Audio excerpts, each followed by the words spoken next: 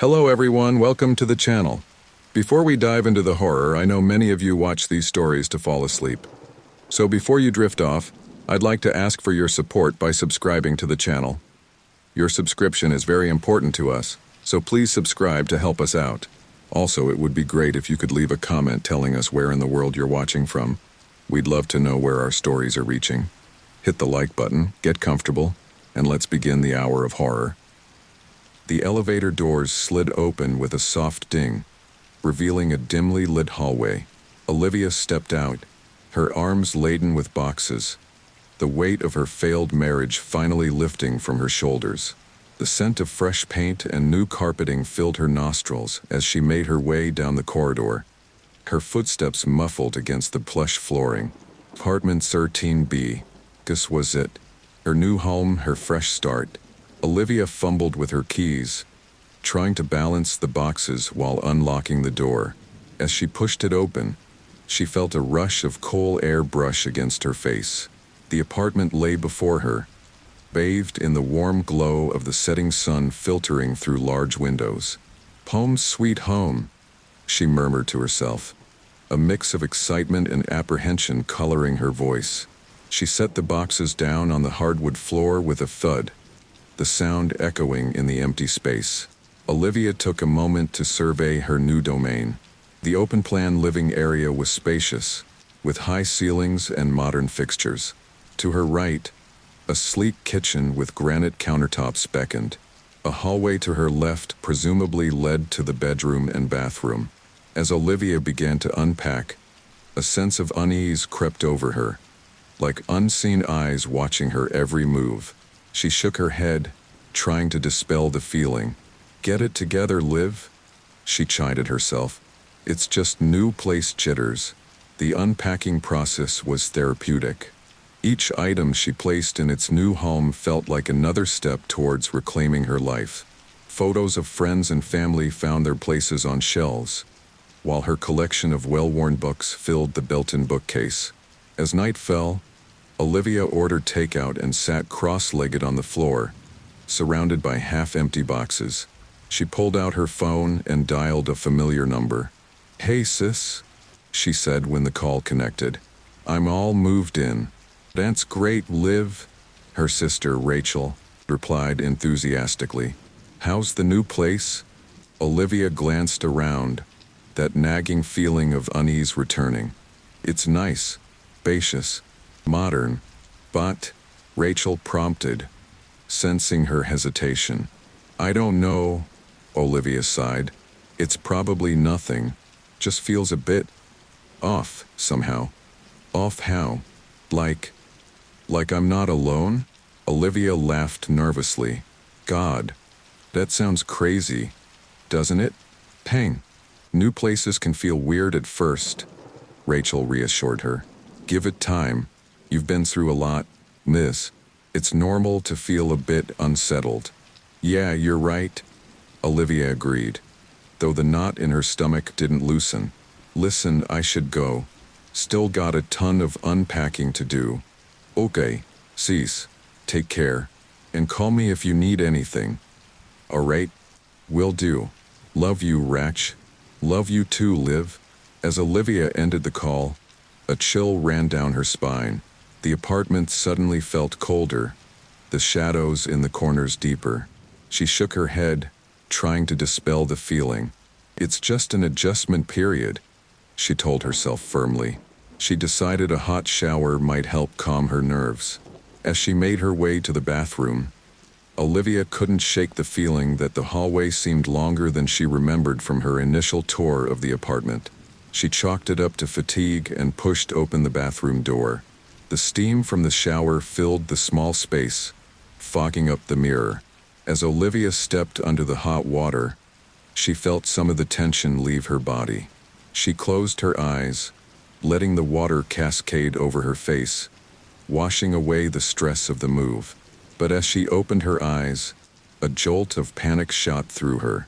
For a split second, she could have sworn the shower curtain was a different color. She blinked, and it was back to the plain white she had hung earlier. Olivia's heart raced as she quickly finished her shower, suddenly eager to be out of the small, steam-filled room. As she toweled off, Olivia caught a glimpse of herself in the slowly defogging mirror. Dark circles underlined her hazel eyes, a testament to the stress of the past few months. Her chestnut hair hung in wet tangles around her face. She looked tired, older than her 32 years. "Pull yourselves together," she told her reflection sternly. "This is supposed to be a fresh start, remember?" Olivia padded back to the bedroom, the plush carpet soft under her bare feet. She slipped into her favorite oversized t-shirt and crawled into bed, the crisp new sheets cool against her skin. Despite her exhaustion, sleep eluded her. Every creak and settling noise of the unfamiliar apartment kept her on edge. When she finally drifted off, her dreams were a confused jumble of moving boxes, endless corridors, and doors that led nowhere. She tossed and turned, the sheets tangling around her legs. Olivia jolted awake in the middle of the night, disoriented and drenched in sweat. Her heart pounded as she tried to make sense of her surroundings in the darkness. Something felt wrong, out of place. She fumbled for the bedside lamp, her fingers finally finding the switch. As light flooded the room, Olivia's breath caught in her throat. The bedroom door, which she distinctly remembered being on the left wall when she went to sleep, was now unmistakably on the right. "No," she whispered, her voice trembling. "No, that's not possible." She scrambled out of bed, her legs shaky beneath her. Olivia approached the door cautiously, as if it might disappear or move again if she got too close. Her hand trembled as she reached for the doorknob, felt solid, real under her touch. She turned it slowly, easing the door open. The hallway beyond looked normal, exactly as it had earlier. Olivia stepped out, her bare feet silent on the carpet. She made her way to the living room, flicking on lights as she went, desperate to dispel the shadows that seemed to cling to every corner. "You're imagining things," she told herself, her voice sounding small in the quiet apartment. The door was always on the right. "You're just confused, stressed." But deep down, Olivia knew she wasn't imagining it. Something was very, very wrong with this apartment. She spent the rest of the night on the couch, every muscle tense, jumping at every little sound. As the first rays of sunlight began to filter through the windows, Olivia finally relaxed slightly. Somehow, the apartment felt less threatening in the daylight. She got up, stretching her stiff muscles, and made her way to the kitchen to start a pot of coffee. As the rich aroma filled the air, Olivia tried to rationalize the events of the night. "Stress," she muttered to herself as she poured a cup of the steaming liquid. "It's just stress and an unfamiliar place. Nothing more." But as she turned to head back to the living room, Olivia froze. The sunlight was streaming through unfamiliar curtains, heavy, ornate drapes that she definitely hadn't hung. Her coffee mug slipped from her nerveless fingers, shattering on the floor and splashing hot liquid across her bare feet. Olivia barely noticed the pain. She was too busy staring at the curtains, her mind refusing to accept what her eyes were seeing. They were deep burgundy, with an intricate gold pattern that seemed to shift and change as she looked at them. They looked antique, completely at odds with the modern decor of the apartment. "This isn't real," Olivia whispered, her voice shaking. "This can't be real." She squeezed her eyes shut, counting to 10 slowly. When she opened them, the curtains were gone, replaced by the simple white blinds she had installed yesterday. Olivia let out a shaky breath, running her hands through her hair. "I need help," she decided, reaching for her phone. She dialed Rachel's number, praying her sister would pick up despite the early hour. "Leave." Rachel's voice was groggy with sleep. "What's wrong?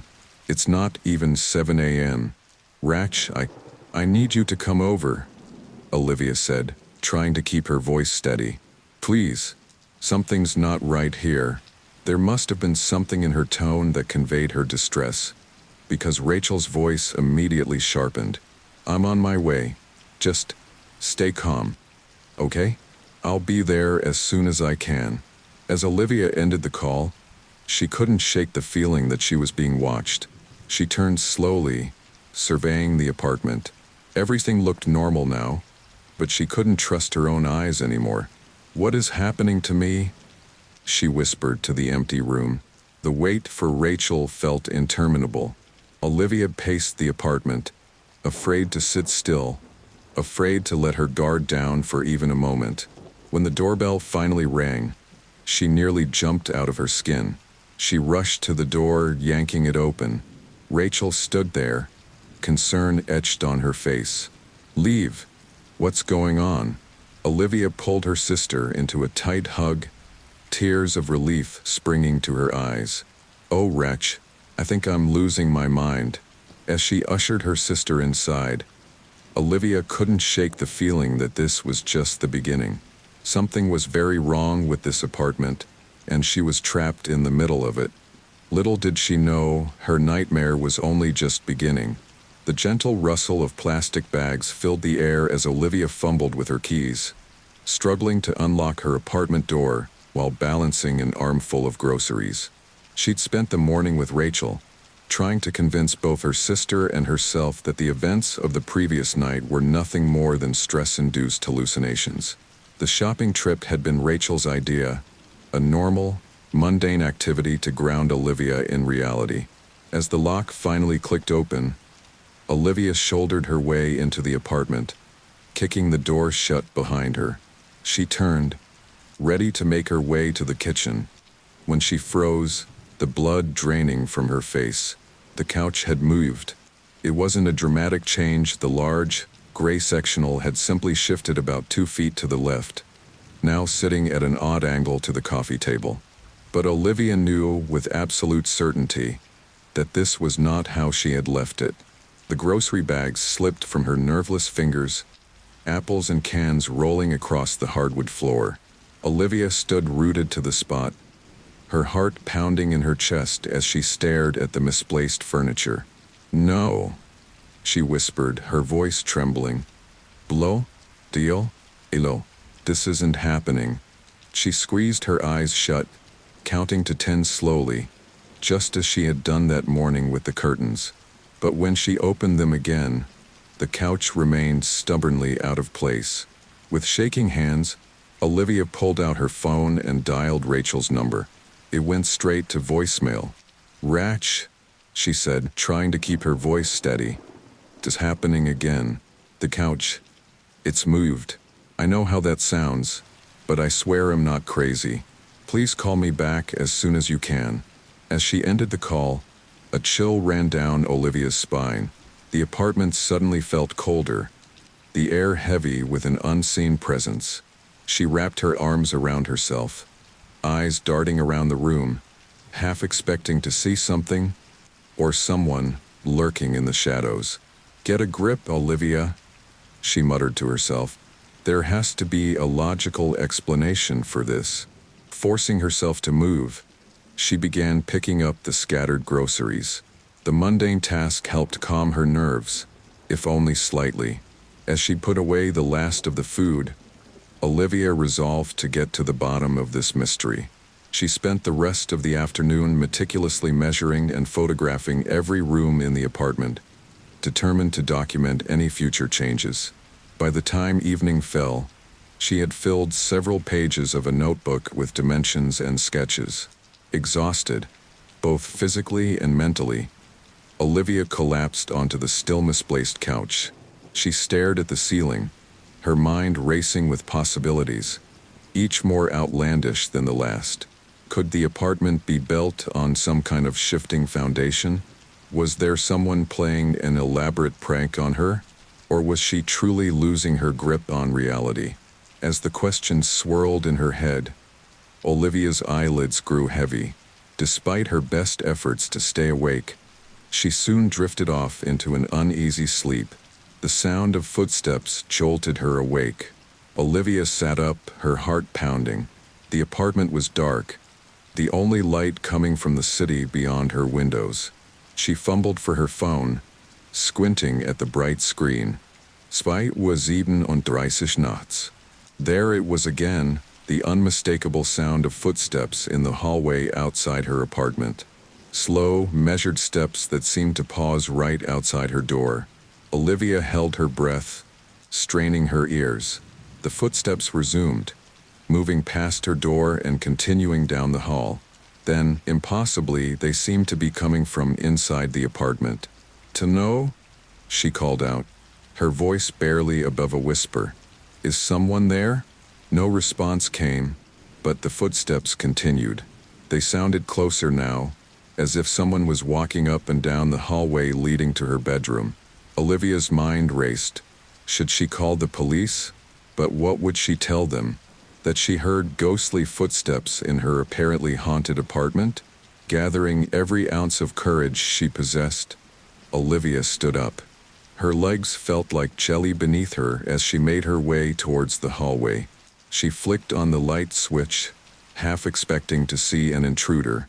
The hallway was empty, but something was wrong. Olivia blinked, rubbing her eyes in disbelief. The hallway stretched out before her, far longer than it should have been. Where there should have been a dead end with her bedroom door, the corridor seemed to extend into darkness. "This isn't possible," Olivia breathed, her voice shaking. She took a tentative step forward, then another. The floorboards creaked beneath her feet, the sound unnaturally loud in the silent apartment. As she moved deeper into the impossibly long hallway, the light from the living room seemed to dim, as if swallowed by the encroaching darkness.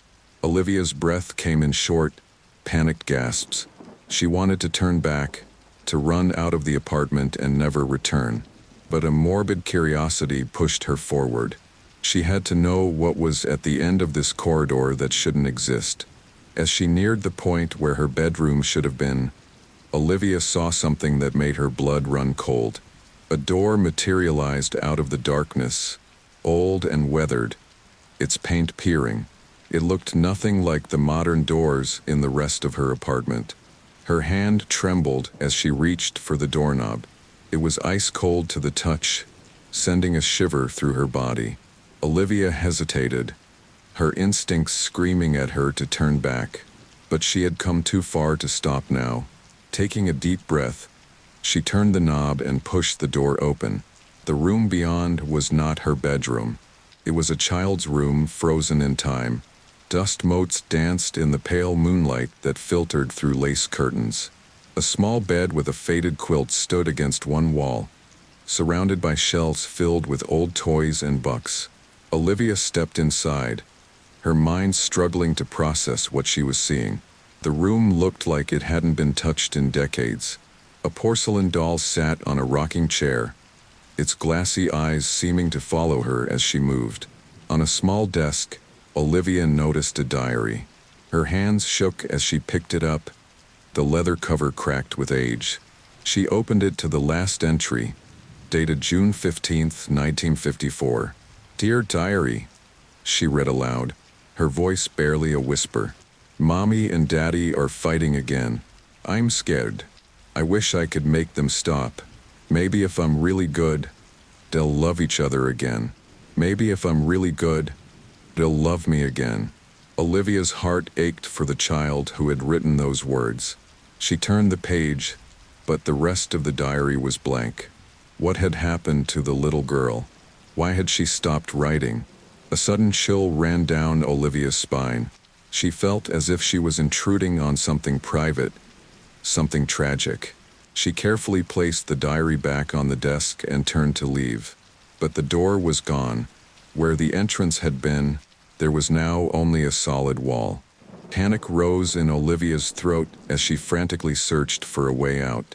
The windows were sealed shut, the glass cold and unyielding under her palms. "Help!" she screamed, pounding on the walls. "Somebody help me!" Her cries echoed in the small room, unanswered. As her panic reached its peak, the room began to shimmer and distort around her. The walls seemed to melt away, and Olivia felt as if she was falling. She blinked, and suddenly she was standing in her living room again. The normal, modern living room of her apartment. Olivia's legs gave out, and she collapsed onto the floor, her body shaking with sobs. When she finally managed to calm herself, Olivia reached Yukit's rough surface. "This isn't real," she whispered to herself, her voice shaking. It can't be real. But the cold metal of the doorknob beneath her fingers felt all too real. Olivia's mind raced with possibilities. Should she open it? What if there was something dangerous on the other side? But the pull of curiosity was too strong to resist. Taking a deep breath, Olivia turned the knob and pushed the door open. The sight that greeted her made her gasp. Beyond the threshold lay a child's bedroom, but not the one she had seen during her nighttime exploration. This room was bright and cheerful, with sunlight streaming through lace curtains. Toys were scattered across a colorful rug, and a small bed with a patchwork quilt stood in the corner. Olivia stepped inside, her mind struggling to process what she was seeing. The room smelled of talcum powder and something sweet, like cookies fresh from the oven. It was as if she had stepped back in time, into a scene from decades past. "Hello?" she called out hesitantly, though she didn't really expect an answer. As she moved further into the room, Olivia noticed a teddy bear propped up against the pillows on the bed. Its button eyes seemed to follow her as she approached. She reached out to touch it, but just as her fingers were about to make contact, a child's laughter echoed through the room. Olivia spun around, her heart pounding. "Is someone there?" The laughter came again, closer this time, accompanied by the patter of small feet. But the room remained empty.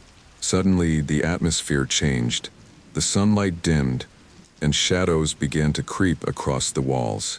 The sweet smell was replaced by something musty and unpleasant. Olivia watched in horror as the cheerful wallpaper began to peel away, revealing dark, moldy patches underneath. "No," she whispered, backing away. "No, no, no." She turned to flee, only to find that the door she had entered through was gone. In its place was a solid wall, trapping her in the rapidly decaying room. Panic seized Olivia. She pounded on the wall where the door had been, screaming for help. But her cries seemed to be swallowed by the oppressive silence of the room. Just as despair threatened to overwhelm her, Olivia heard a creaking sound behind her. She turned to see a new door materializing on the opposite wall. Without hesitation, she rushed towards it, yanking it open and tumbling through. She found herself in a dimly lit speakeasy straight out of the 1920s. The air was thick with cigar smoke, and the sound of jazz music filled her ears. Men in suits and women in flapper dresses mingled around her, their conversations a low murmur punctuated by occasional laughter. Olivia stood frozen, her mind reeling from the sudden change in scenery. A man in a pinstriped suit bumped into her, spilling his drink. "Watch where you're going, doll," he slurred, his words tinged with an accent she couldn't quite place.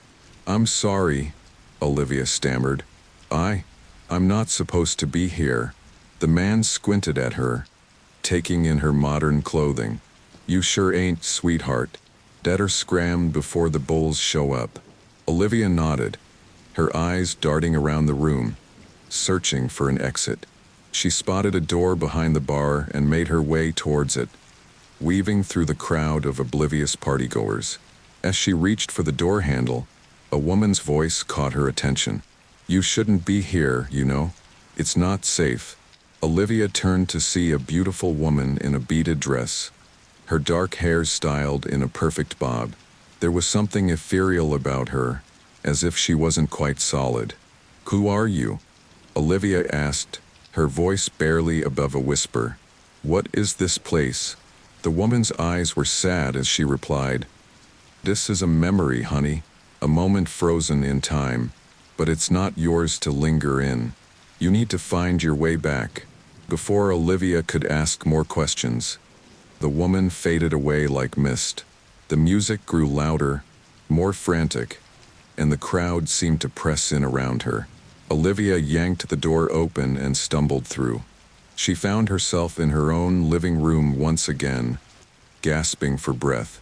The door behind her had vanished, leaving only a blank wall. Olivia sank to her knees, her mind struggling to process what she had just experienced. "This can't be happening," she muttered, running her hands through her hair. "I must be losing my mind." But the lingering scent of cigar smoke on her clothes and the faint echo of jazz in her ears told a different story. This was real, however impossible it seemed. Olivia spent the next few hours meticulously searching her apartment, looking for any other hidden doors or anomalies. She found nothing out of the ordinary, which somehow made the whole situation even more unsettling. As night fell, Olivia found herself unable to sleep. Every creak and settling noise of the building set her on edge. She paced her living room, jumping its shadows, half expecting another door to materialize at any moment. Around midnight, a soft knock at her front door nearly made her jump out of her skin. Olivia approached cautiously, peering through the peephole. Her neighbor, Mrs. Chun, an elderly woman she had met briefly during move-in, stood in the hallway. Olivia opened the door, forcing a smile. "Mrs. Chun, is everything all right?" The old woman's eyes were wide with concern. "I heard noises, dear, shouting and banging. I wanted to make sure you were okay." Olivia's heart sank. Had her earlier panic been that loud? "I'm so sorry if I disturbed you, Mrs. Chun. I was having a bit of a rough night. Bad dreams, you know?" Mrs. Chun nodded sympathetically, but there was something knowing in her gaze. "This building, it has a way of bringing out our deepest fears, doesn't it?" Olivia's breath caught in her throat. "What do you mean?" The old woman leaned in closer, her voice dropping to a whisper. "Be careful, dear. Not all doors are meant to be opened. Some things are better left undisturbed." Before Olivia could respond, Mrs. Chun had turned and shuffled back to her own apartment, leaving Olivia standing in her doorway, a chill running down her spine. She closed the door slowly, her mind racing. Did Mrs. Chun know something about the strange occurrences in the building? And what did she mean about doors not meant to be opened? As if in response to her thoughts, Olivia heard a faint creaking sound coming from her bedroom. Her heart pounding, she made her way down the hallway, pushing open the bedroom door with trembling hands. There, on the far wall where her closet should have been, was another unfamiliar door. This one was made of dark, polished wood, with an ornate brass handle. It seemed to pulse with an otherworldly energy, beckoning her closer. Olivia knew she should turn away, heed Mrs. Chen's warning and leave well enough alone. But the pull was too strong to resist. She found herself moving towards the door, her hand reaching out almost of its own accord. As her fingers closed around the cold metal of the handle, Olivia heard a whisper, so faint she almost thought she had imagined it. "Welcome home, Olivia." She turned the handle and stepped through, into whatever impossible room awaited her on the other side. As the door closed behind her, Olivia realized that she was no longer just exploring her apartment's mysteries. She was embarking on a journey that would challenge everything she thought she knew about reality itself. The apartment had become a labyrinth of impossible rooms and echoes of the past, and Olivia was trapped at its center. As she ventured deeper into the unknown, she couldn't shake the feeling that she was being watched, guided by unseen forces towards a destiny she couldn't yet comprehend. Little did she know, her exploration of these impossible rooms was just the beginning of a much larger, more terrifying truth that lay at the heart of the building. A truth that would shake the very foundations of her reality and test the limits of her sanity. Olivia stumbled through the ornate door, her heart pounding in her chest. The room she entered was unlike anything she had encountered before. It was a study, dimly lit by oil lamps that cast flickering shadows on wood-paneled walls. The air was heavy with the scent of old books and tobacco. Her eyes were drawn to a massive oak desk in the center of the room. Atop it sat a leather-bound journal, its pages yellowed with age. Olivia approached cautiously, her fingers trembling as she reached for the book. As she opened it, a cloud of dust rose, making her cough. The first page bore an inscription, "Property of Dr. Elias Blackwood, 1887. What is this place?" Olivia whispered to herself, her voice sounding unnaturally loud in the quiet room. She began to read, her eyes widening with each passage. The journal detailed the building's construction and the strange occurrences that plagued it from the very beginning. Workers disappearing, unexplained noises, rooms that seemed to shift and change overnight. Suddenly, a voice behind her made her jump. Fascinating reading, isn't it? Olivia spun around to find an elderly man standing by the fireplace. He wore an old-fashioned suit, complete with a pocket watch chain. His eyes twinkled with an unsettling mixture of amusement and something darker. Who are you?" Olivia stammered, clutching the journal to her chest. The man smiled, but it didn't reach his eyes. "I am Dr. Elias Blackwood, my dear. Or rather, I was. Now, I'm just another echo in these walls." Olivia's mind reeled. "But that's impossible. This journal is from 1887. You can't be." "That," Blackwood chuckled. "Oh, I assure you, I am very much deceased. But in this building, death is just another state of being." He gestured around the room. "This building is my life's work, you see. A nexus of temporal and spatial anomalies. A place where the very fabric of reality bends to the will of, well, let's call it a higher power." Olivia shook her head, trying to make sense of his words. "I don't understand. What's happening to me? To this apartment?" Blackwood's expression turned serious. "You've been chosen, my dear, just as I was all those years ago. The building has taken an interest in you." Before Olivia could respond, the room began to shimmer and fade around her. Blackwood's voice echoed as he disappeared. "Be careful, Olivia. Knowledge comes at a price in this place." Suddenly, Olivia found herself standing in a different room entirely. It was a 1950s-style living room, complete with a black and white television set and floral-patterned furniture. A man and woman stood in the center of the room, locked in a heated argument. They seemed oblivious to Olivia's presence. "You're never home, Tom," the woman cried, her voice thick with emotion. "It's like I don't even exist anymore." The man, Tom, ran a hand through his hair in frustration. "I'm working my fingers to the bone to give you the life you want. Margaret, what more do you want from me?" Olivia watched, transfixed, as the couple's argument escalated. She could feel the pain and anguish radiating from them, so intense it was almost tangible. "I want a husband, not a ghost," Margaret shouted, tears streaming down her face. "I want." Her words were cut off as the scene abruptly changed again. Olivia found herself in a dimly lit bedroom. A woman lay in a hospital bed, hooked up to various machines that beeped steadily. An older man sat beside her, holding her hand. "It's okay, Sarah," the man said softly, his voice choked with emotion. "You can let go now. I'll be all right." Olivia felt tears welling up in her own eyes as she watched the woman take her last, shuddering breath. The man's sobs filled the room, his grief palpable. Just as suddenly as it had appeared, the scene dissolved, and Olivia was back in her own living room. She collapsed onto the couch, her mind reeling from what she had witnessed. "What's happening to me?" she whispered, her voice shaking. As if in answer, she heard a soft knock at her door. Wiping her eyes, Olivia got up and opened it to find her landlord, Mr. Garrett, standing in the hallway.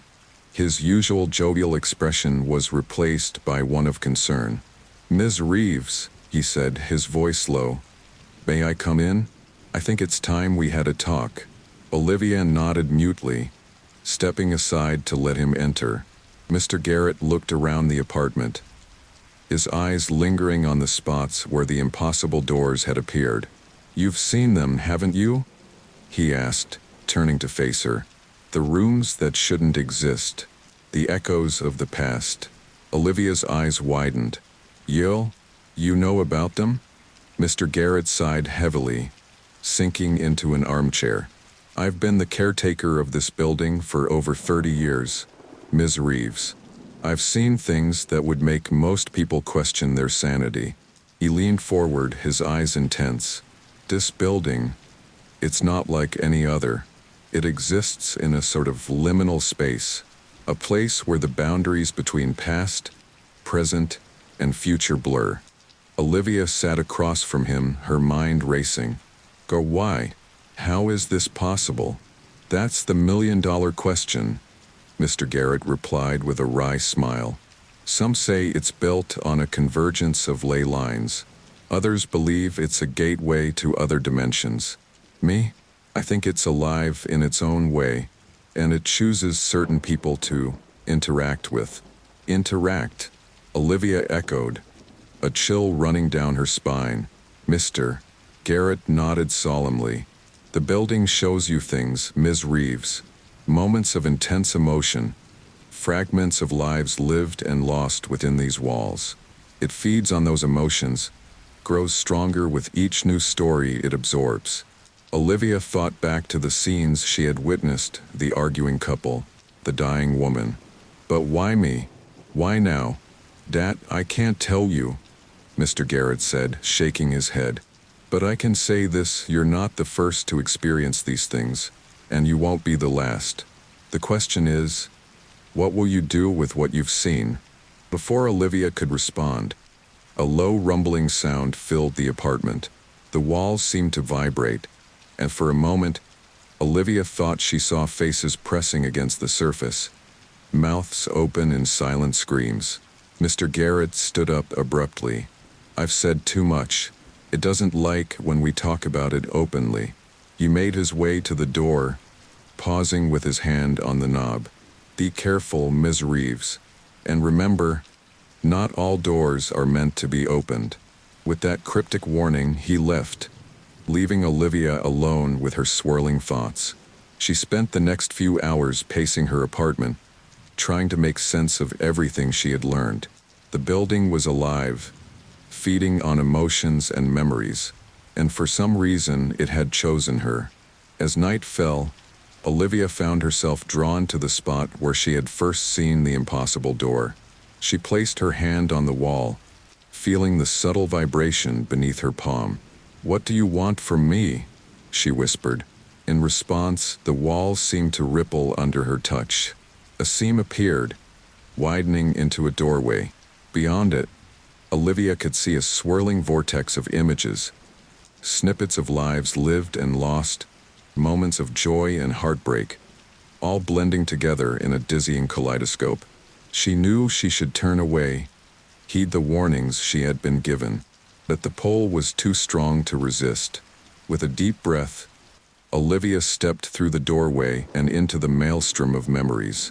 As she was swept up in the current of emotions and experiences, Olivia realized that she was no longer just an observer.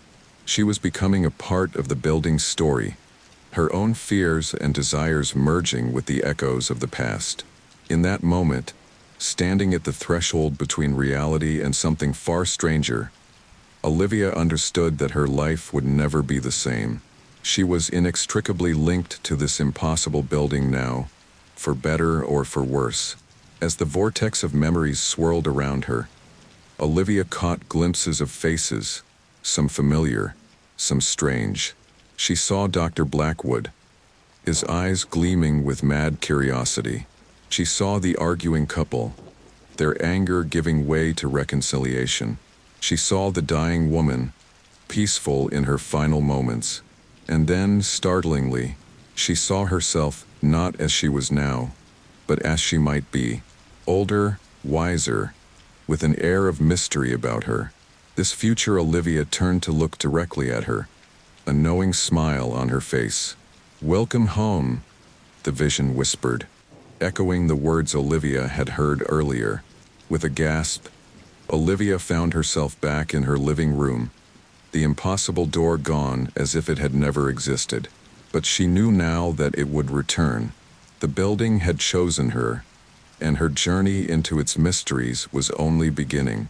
As she sank onto the couch, exhausted but exhilarated, Olivia realized that she had a choice to make. She could run, try to escape the building and its strange powers, or she could embrace this new reality, dive deeper into the mysteries that surrounded her.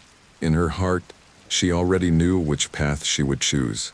The echoes of the past had shown her a glimpse of a world beyond her wildest imagination, and she was determined to uncover its secrets, no matter the cost. With that resolution, Olivia closed her eyes, allowing herself to sink into a fitful sleep. In her dreams, she wandered endless corridors, each door holding the promise of new discoveries and untold dangers. And through it all, the building watched, waiting to reveal its next impossible room.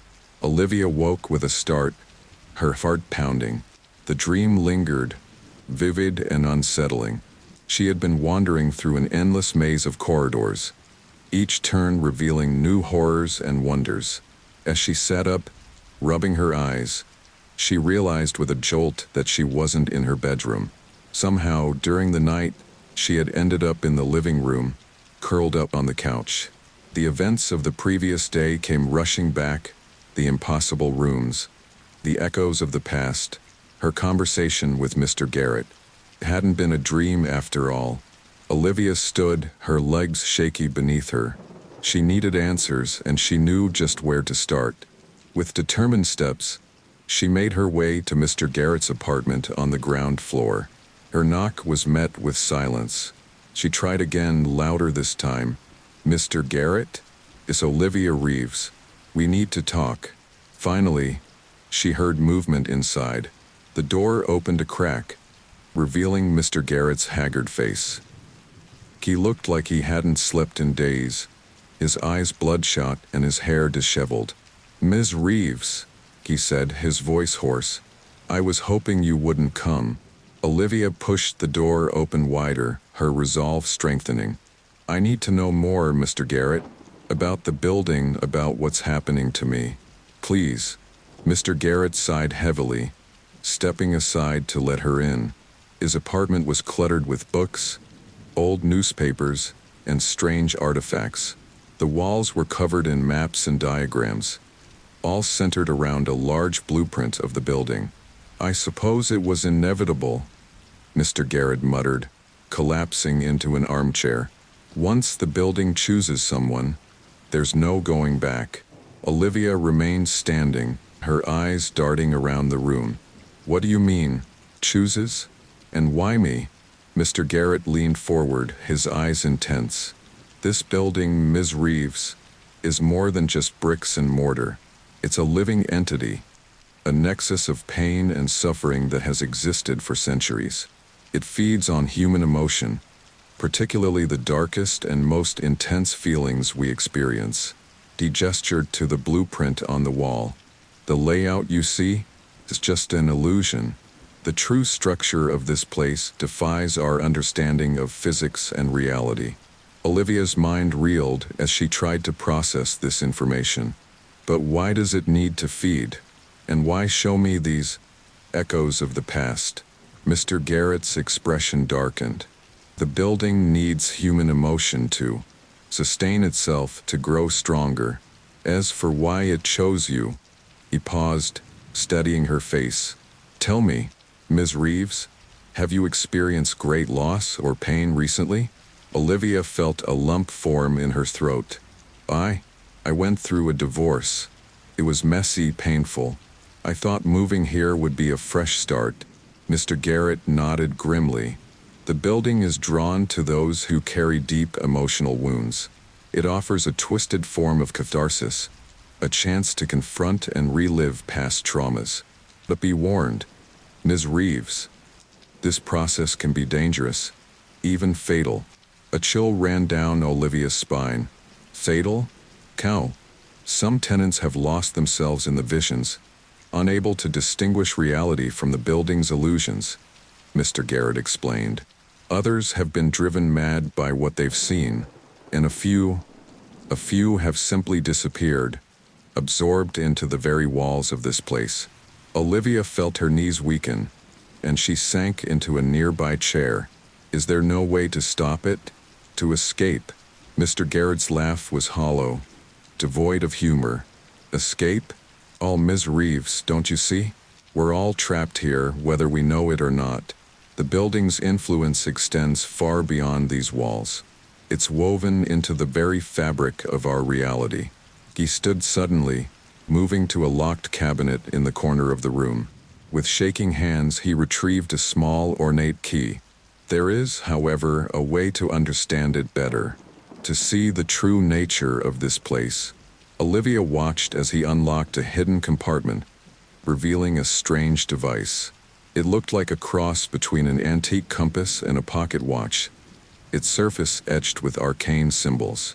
This, Mr. Garrett said, holding it reverently, is a relic from the building's early days. It was created by Dr. Blackwood himself as a means of navigating the shifting realities within these walls. He held it out to Olivia. Take it. It may be your only guide in the chaos to come. Olivia hesitated, her hand hovering over the device. I don't understand. How does it work? It responds to the building's energy, Mr. Garrett explained. The needle will point towards areas of intense emotional resonance, but be careful following it may lead you to truths you're not prepared to face. As Olivia's fingers closed around the device, she felt a jolt of energy course through her. The needle spun wildly before settling, pointing directly at her chest. Mr. Garrett's eyes widened. It seems the building has already formed a strong connection with you, Ms. Reeves. You must be cautious. The deeper you delve into its mysteries, the harder it will be to find your way back. Olivia stood, clutching the device tightly. Thank you, Mr. Garrett. I need to go. As she turned to leave, Mr. Garrett called out, Remember, Ms. Reeves, the building feeds on pain. Don't let it consume you.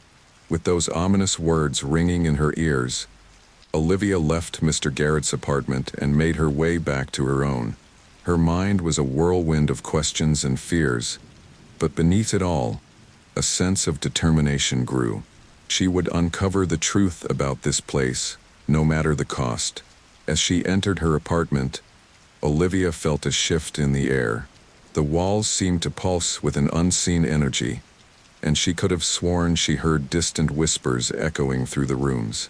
Following the pull of the device in her hand, Olivia found herself drawn to a section of wall in her living room. As she approached, a door materialized, different from the others she had seen before. This one was made of dark, polished wood, with intricate carvings that seemed to writhe and move as she watched. Taking a deep breath, Olivia grasped the handle and pushed the door open. Beyond lay a vast, cavernous space that defied the physical dimensions of the building. The air was thick and heavy, charged with an almost tangible sense of sorrow and anguish. As Olivia stepped inside, she gasped. The walls were alive with movement, faces and bodies pressing against the surface as if trying to break free. She recognized some of them, the arguing couple, the dying woman, even glimpses of her own past self, tears streaming down her face as she signed divorce papers. What is this place? Olivia whispered, her voice echoing in the vast chamber. As if in response, a figure materialized before her. It was Dr. Blackwood, looking more spectral and otherworldly than before. Welcome, my dear, he said, his voice reverberating unnaturally. To the heart of the building, the nexus of pain, where all suffering converges. Olivia's eyes darted around the room, taking in the writhing forms on the walls. These people, are they trapped here? Blackwood's smile was cold and unsettling. In a manner of speaking, these are echoes, imprints of the most intense emotions experienced within these walls. The building preserves them, feeds on them. He gestured around the room. Every tear shed, every heart broken, every life lost. It all ends up here, fueling the building's power. Olivia felt a surge of anger. This is wrong. These people are suffering. Ow. But suffering is the very essence of human existence. Is it not? Blackwood countered. The building merely amplifies it, gives it purpose. As he spoke, Olivia felt a pull from the device in her hand. The needle was spinning rapidly, pointing towards the center of the room where a pulsing, otherworldly light emanated from the floor. Blackwood noticed her gaze. "Ah, you've brought the resonance key. Excellent. It will guide you to the source, if you dare to look." Olivia stepped forward, drawn by an irresistible force. As she approached the light, images began to flash before her eyes. Moments of her own life, filled with pain and regret. She saw her ex-husband's face twisted in anger, felt the crushing loneliness of nights spent alone, relived the moment she realized her marriage was beyond saving. Tears streamed down her face as she reached out, her fingers brushing against the pulsing light. In that instant, she was overwhelmed by a torrent of emotions, not just her own, but those of countless others who had suffered within these walls. Olivia fell to her knees, gasping for breath. "Make it stop," she pleaded, her voice barely a whisper. Blackwood's laughter echoed through the chamber. "Stop? My dear, we've only just begun. The building has chosen you for a reason. Your pain, your suffering, it's exquisite. A feast for our hungry home." With the last of her strength, Olivia pulled herself away from the light. She stumbled back towards the door, Blackwood's mocking laughter following her. "You can run, Olivia," he called after her. "But you can't escape. The building is a part of you now, just as you are a part of it." Olivia burst through the door, slamming it shut behind her.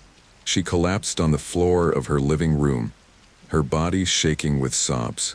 The resonance key lay beside her, its needle now still and silent. As she lay there, trying to catch her breath, Olivia realized the true nature of her situation. She wasn't just living in a haunted building. She was becoming intertwined with its very essence. Her pain, her memories, her very being were being absorbed into its hungry walls. But amidst the fear and anguish, a spark of defiance ignited within her. She wouldn't become another lost soul, another echo trapped in this nexus of pain. She would find a way to understand it, to master it, and perhaps even to change it. Slowly, Olivia pulled herself to her feet. She picked up the resonance key, feeling its weight in her hand. It was a tool, she realized, not just for navigation but for understanding.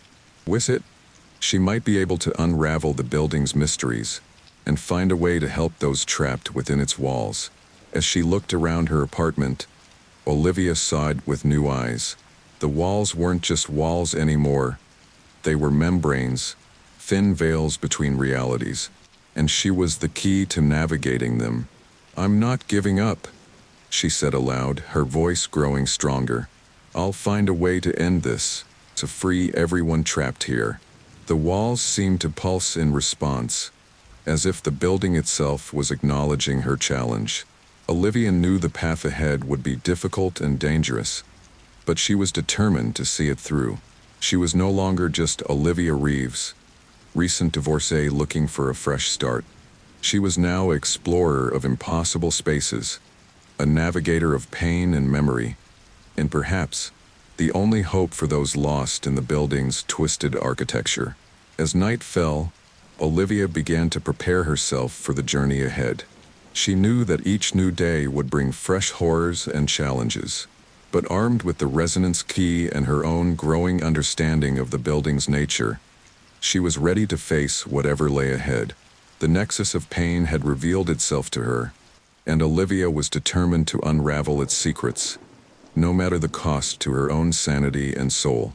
The first rays of sunlight crept through Olivia's bedroom window, casting long shadows across the floor. She hadn't slept, her mind too consumed with the horrors she had witnessed in the nexus of pain. The resonance key lay on her nightstand, its needle twitching occasionally as if sensing her turmoil. Olivia sat up, her body aching from the tension of the past few days. She couldn't stay here, couldn't let herself be consumed by this malevolent building. She had to get out to escape before it was too late.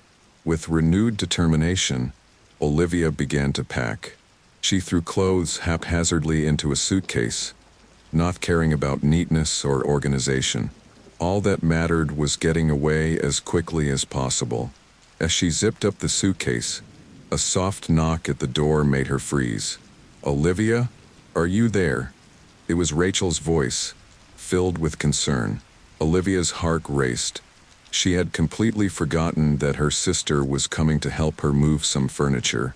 She rushed to the door, yanking it open. "Rach, I'm so sorry. I completely forgot you were coming," Olivia said, trying to keep the panic out of her voice.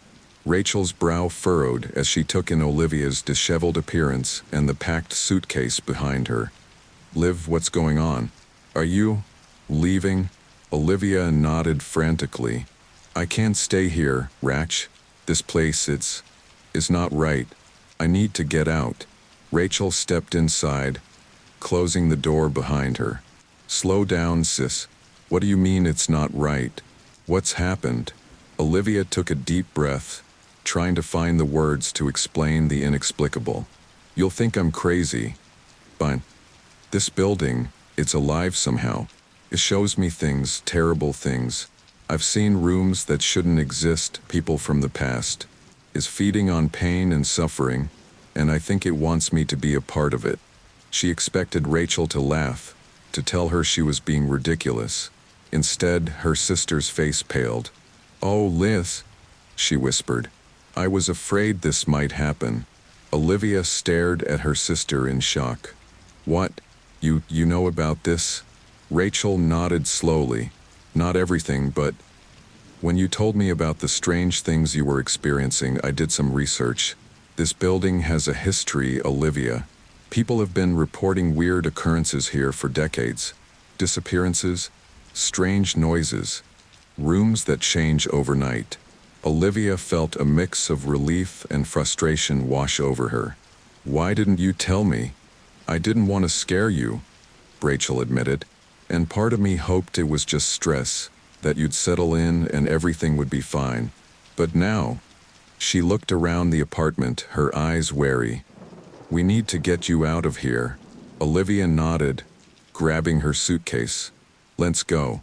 Now, they made their way to the front door, Olivia's hand shaking as she reached for the knob. She turned it, pulled, and nothing happened. The door wouldn't budge. "No," Olivia whispered, panic rising in her chest. "No, Bill, Ilo." She yanked harder, but the door remained stubbornly shut. Rachel joined her, both of them pulling with all their might, but it was as if the door had been sealed shut. "This can't be happening," Olivia said, her voice trembling. "We have to get out." Rachel put a comforting hand on her sister's shoulder. "Okay, let's not panic. There are other ways out." "What about the windows?" They rushed to the living room windows. Olivia threw open the curtains, ready to smash the glass if necessary. But what she saw made her stumble back in horror. Instead of the city street below, the window looked out onto a vast, swirling vortex of memories. Faces and scenes from different time periods whirled by, a kaleidoscope of human experience. What is that?" Rachel gasped, her face pale. Olivia shook her head, unable to find words to explain. She moved to another window, hoping it was just a localized phenomenon. But each window showed the same swirling chaos, effectively trapping them inside. "We're stuck," Olivia whispered, the reality of their situation sinking in. The building won't let us leave. Rachel, ever the practical one, took a deep breath. Okay, let's think this through. There has to be a way out. What about the fire escape? They made their way to Olivia's bedroom, where the fire escape was located. But as they approached the window, the room began to shift and change around them. The walls stretched and warped, and suddenly they found themselves in a completely different space. It was a grand ballroom straight out of the 1920s. Ghostly figures in elegant attire danced to unheard music, oblivious to Olivia and Rachel's presence. "What's happening?" Rachel whispered, clutching Olivia's arm. Olivia felt the weight of the resonance key in her pocket. She pulled it out, watching as the needle spun wildly before settling on a point across the room. I think it's showing us the way," Olivia said, her voice uncertain. They made their way across the ballroom, the spectral dancers parting around them like smoke. As they reached the spot the key indicated, a door materialized in the wall. Olivia hesitated, her hand on the doorknob. "Ratch, I don't know what's on the other side. Could be dangerous." Rachel squared her shoulders. "We're in this together, sis. Whatever's through there, we'll face it as a team." Was a nod. Olivia turned the knob and pushed the door open. They stepped through into what appeared to be Olivia's living room. But something was off. The furniture was different, older, and the air was thick with the acrid smell of smoke. A man stood by the window, a cigarette dangling from his lips. He turned as they entered, his eyes widening in surprise. Well, he said, his voice gravelly. "Looks like we've got some visitors from the future." Duh. Olivia stepped forward, the resonance key humming in her hand. "Who are you? What is this place?" The man chuckled, taking a long drag from his cigarette.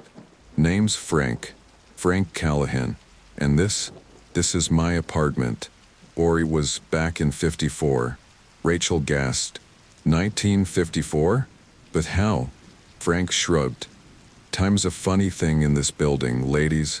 It bends and twists like you wouldn't believe." He eyed the key in Olivia's hand.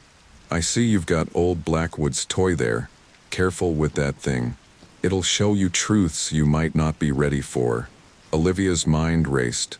"Mr. Callahan, we're trying to get out of the building. Can you help us?"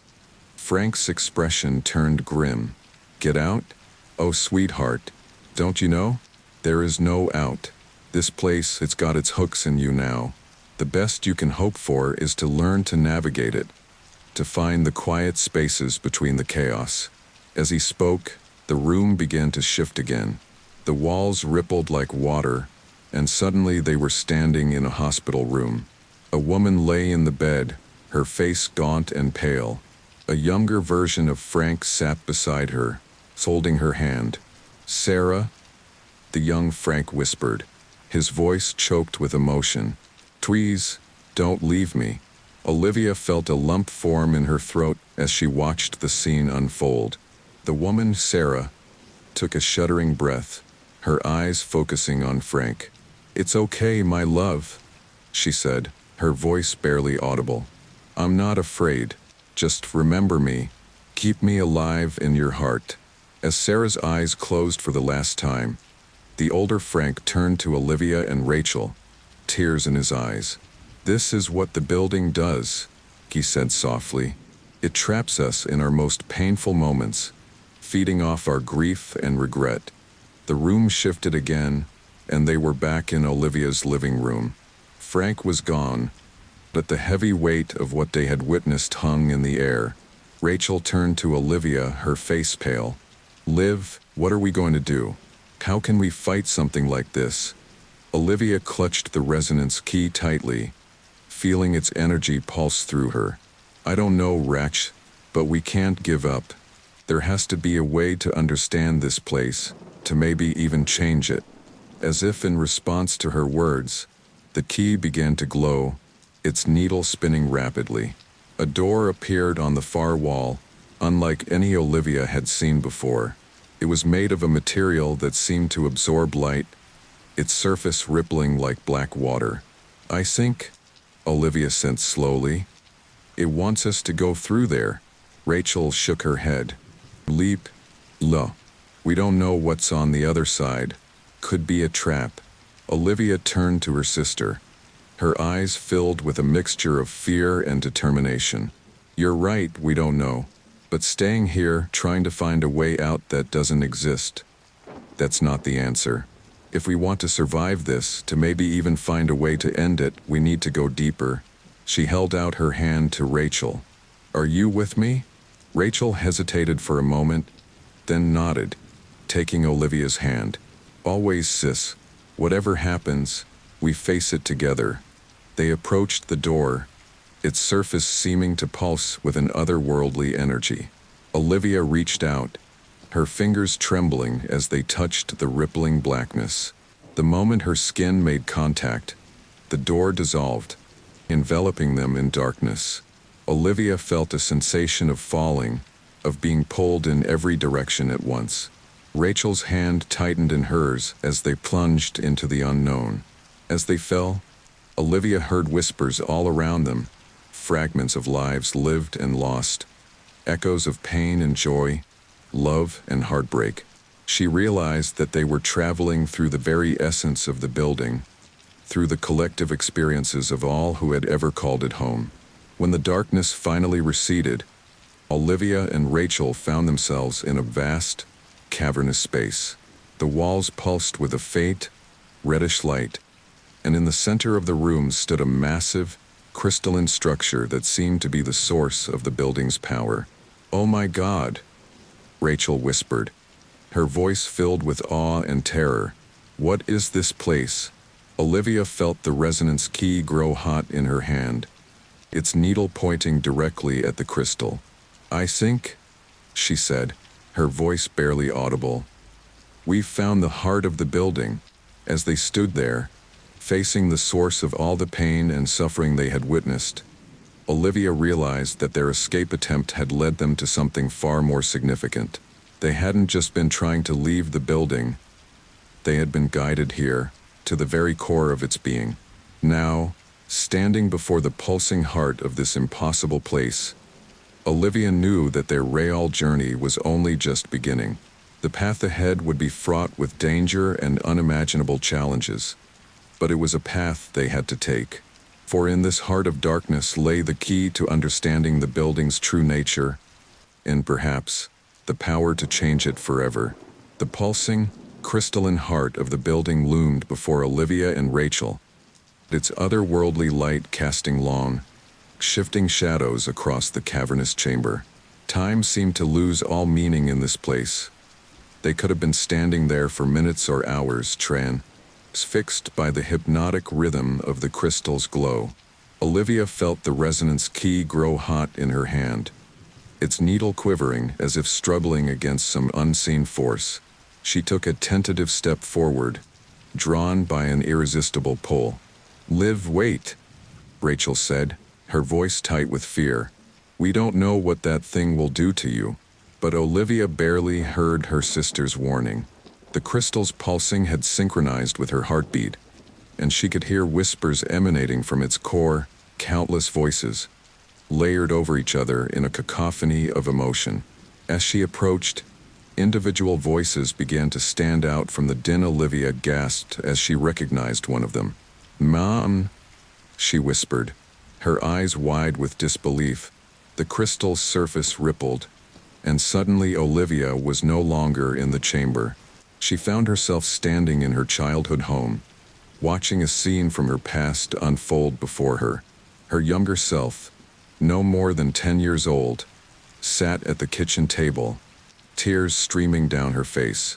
Her mother stood nearby, her expression a mixture of concern and frustration. "I don't understand, Olivia," her mother was saying. "Why can't you just try to get along with the other kids?" Young Olivia's voice was choked with sobs. "They don't like me, Mom. They say I'm weird, that I see things that aren't there." Olivia watched, her heart aching, as her mother sighed and turned away. "Maybe if you just acted normal for once, things would be better. The scene shifted, melting away like smoke, and Olivia was back in the chamber. She stumbled backward, overwhelmed by the intensity of the memory. Liz, Rachel's voice seemed to come from far away. What happened? What did you see? Olivia shook her head, trying to clear the fog from her mind. I saw Mom. A memory from when we were kids. It was so real, Rach, like I was actually there again. Rachel's brow furrowed with concern. Olivia, Mom was never in this building. How could it have her memories? Before Olivia could respond, another voice cut through the air. A man's voice, familiar yet distorted. Time and space have little meaning here, my dears. They turned to see Dr. Blackwood materializing out of the shadows, his form flickering like a faulty hologram. The building doesn't just contain the memories of those who lived within its walls, he continued, his eyes gleaming with an unnatural light. It reaches out, drawing in the pain and suffering of all those connected to its inhabitants. Your memories, your traumas, they're all part of its tapestry now. Olivia felt a chill run down her spine. How is that possible? And why? Why does it need our pain? Blackwood's laugh was hollow, echoing unnaturally in the vast space. Why does anything need sustenance, Ms. Reeves? The building feeds on emotion, on the raw energy of human experience. And the most potent emotions, the ones that truly nourish it, are those born of suffering. He gestured towards the crystal. This is the nexus, the point where all those experiences converge. Is beautiful, isn't it? A monument to the human capacity for pain. Rachel stepped forward, her fists clenched at her sides. Beautiful is monstrous. You're trapping people, feeding off their misery. Blackwood's expression hardened. Careful, my dear. The building doesn't take kindly to those who resist its nature. It's far better to embrace it, to let yourself become one with its grand design. As if to emphasize his point, the chamber began to shift and work around them. The walls pulsed with increasing intensity, and Olivia felt a pressure building in her head, like it was about to explode. Rach, she gasped, reaching for her sister. We need to get out of here. But as she turned, Olivia realized with horror that Rachel was gone. Where her sister had been standing just moments ago, there was now only empty space. Rachel, Olivia screamed, her voice echoing in the vast chamber. Rachel, where are you? Blackwood's laughter filled the air. Oh, my dear Olivia, did you really think you could bring an outsider into the heart of the building without consequences? Your sister is part of the tapestry now, another thread in the grand design. Olivia felt her knees give way, and she collapsed to the ground. No, she whispered, tears streaming down her face. Please bring her back. I'll do anything. The crystal pulsed brighter in response to her anguish, and suddenly Olivia found herself swept up in a torrent of memories, not just her own, but those of countless others who had been trapped by the building. She saw flashes of lives lived and lost, felt the crushing weight of 1,000 heartbreaks, experienced the searing pain of innumerable tragedies. Each memory, each emotion crashed over her like a wave, threatening to drown her in its intensity. Olivia lost all sense of time and self. She was everyone and no one, living and reliving moments of joy and despair, love and loss. She was a soldier dying on a battlefield, a mother losing her child, a lover betrayed, an artist watching their life's work burn. Through it all, she clung to one thought, one name, Rachel. She had to find her sister, had to save her from this madness.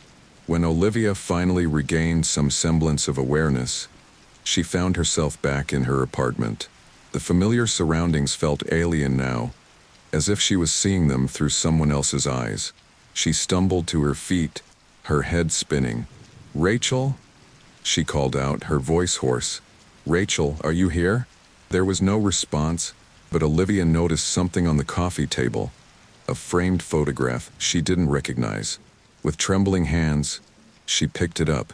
The photo showed her and Rachel, smiling and happy, standing in front of a house Olivia had never seen before. There was a man with his arm around Olivia, and two children clustered around their legs. "What is this?" Olivia whispered, her mind reeling. "This never happened." But it did," came a voice from behind her. In a way, Olivia spun around to find an elderly woman standing there, her eyes filled with a mixture of sadness and understanding. "Who are you?" Olivia demanded, her voice shaking. "What's happening to me?" The woman smiled gently. "I'm you, Olivia. Or rather, I'm who you might become. One of many possible futures." Olivia shook her head, backing away. "No, this isn't real. They're not real. None of this is real." Her older self sighed.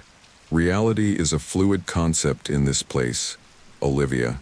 The building doesn't just show us what was or what is. It shows us what could be, what might have been.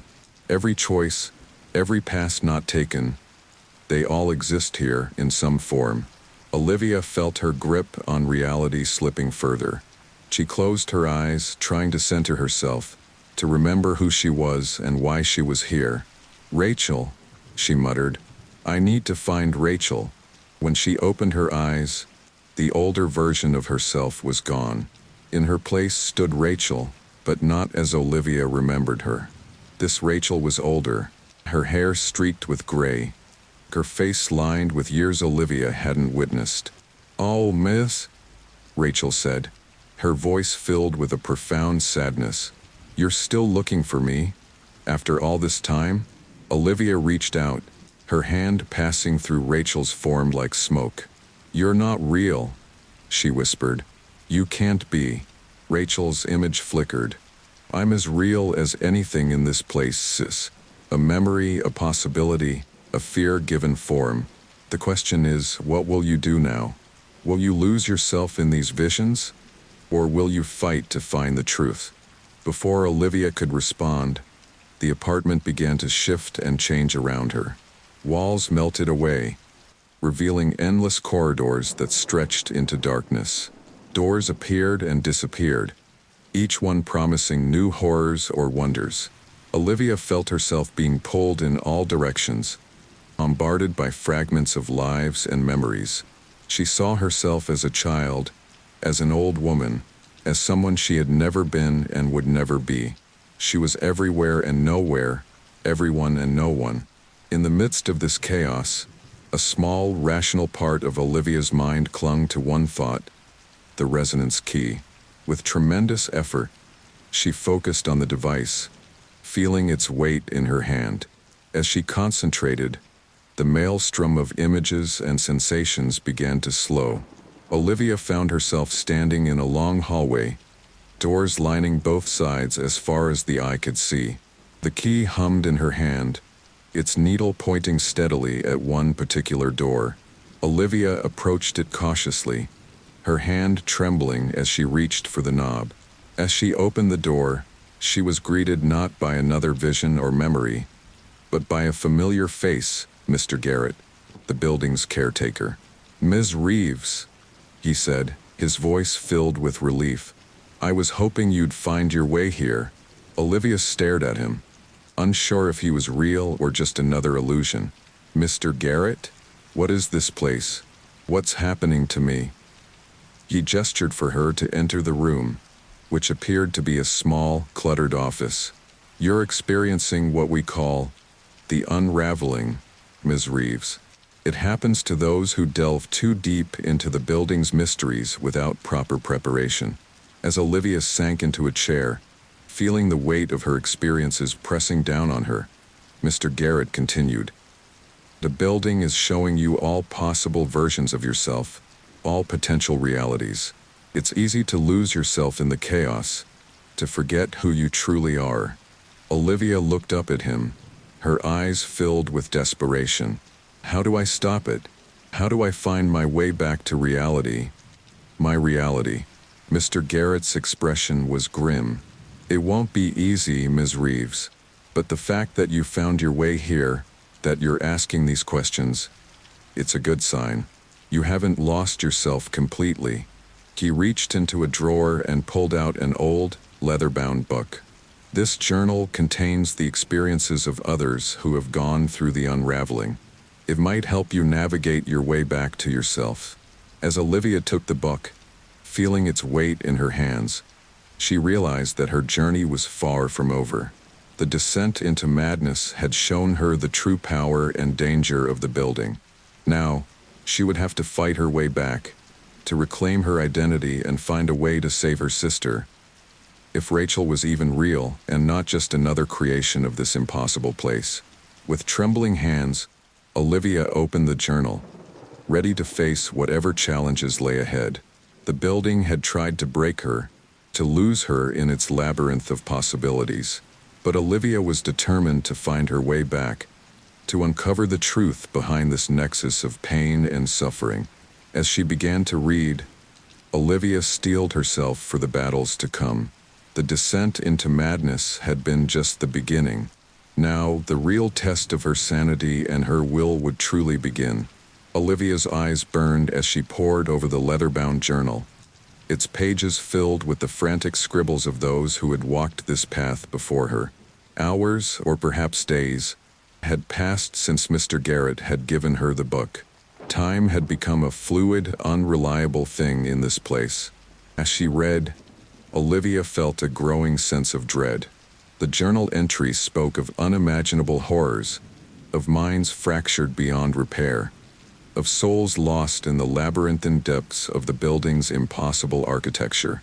But there were also glimmers of hope, accounts of those who had found their way back from the brink of madness. A soft knock at the door jolted Olivia from her reading. She looked up to see Mr. Garrett standing in the doorway, his face etched with concern. "How are you holding up, Ms. Reeves?" he asked, his voice gentle. Olivia rubbed her tired eyes. I'm not sure. This journal, it's terrifying, but I think I'm starting to understand." Mr. Garrett nodded solemnly.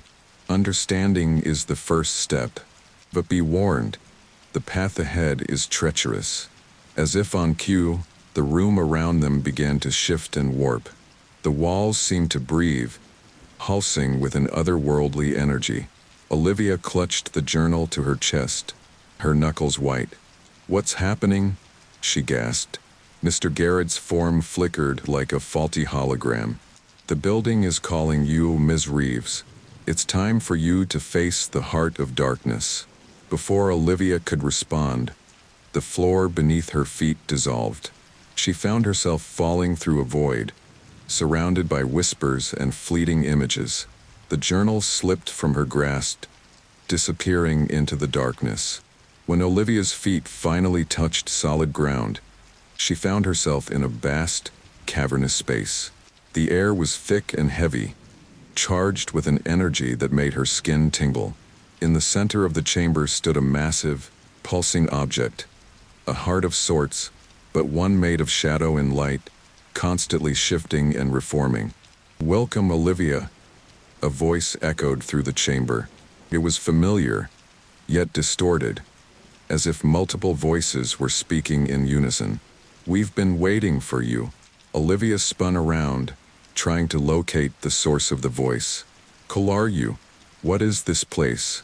A figure emerged from the shadows, Dr. Blackwood, but not as she had seen him before. His form was translucent, shimmering with an inner light that seemed to pulse in time with the beating of the dark heart. "This," he said, gesturing grandly, "is the true heart of the building, the source of its power, the nexus of all realities that exist within these walls." Olivia's mind reeled as she tried to process what she was seeing. "Blood? How? Why?" Blackwood's laugh was hollow, echoing unnaturally in the vast space. "Why does anything exist, my dear? This building, this heart, it's a cosmic accident, a tear in the fabric of reality. And we are its caretakers, its children, its fuel." As he spoke, other figures began to materialize around the chamber.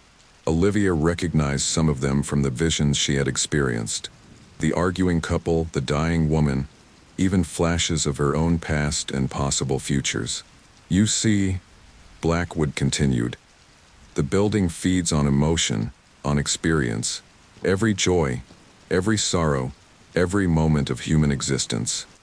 It all flows into this heart, sustaining it, allowing it to grow and expand its influence.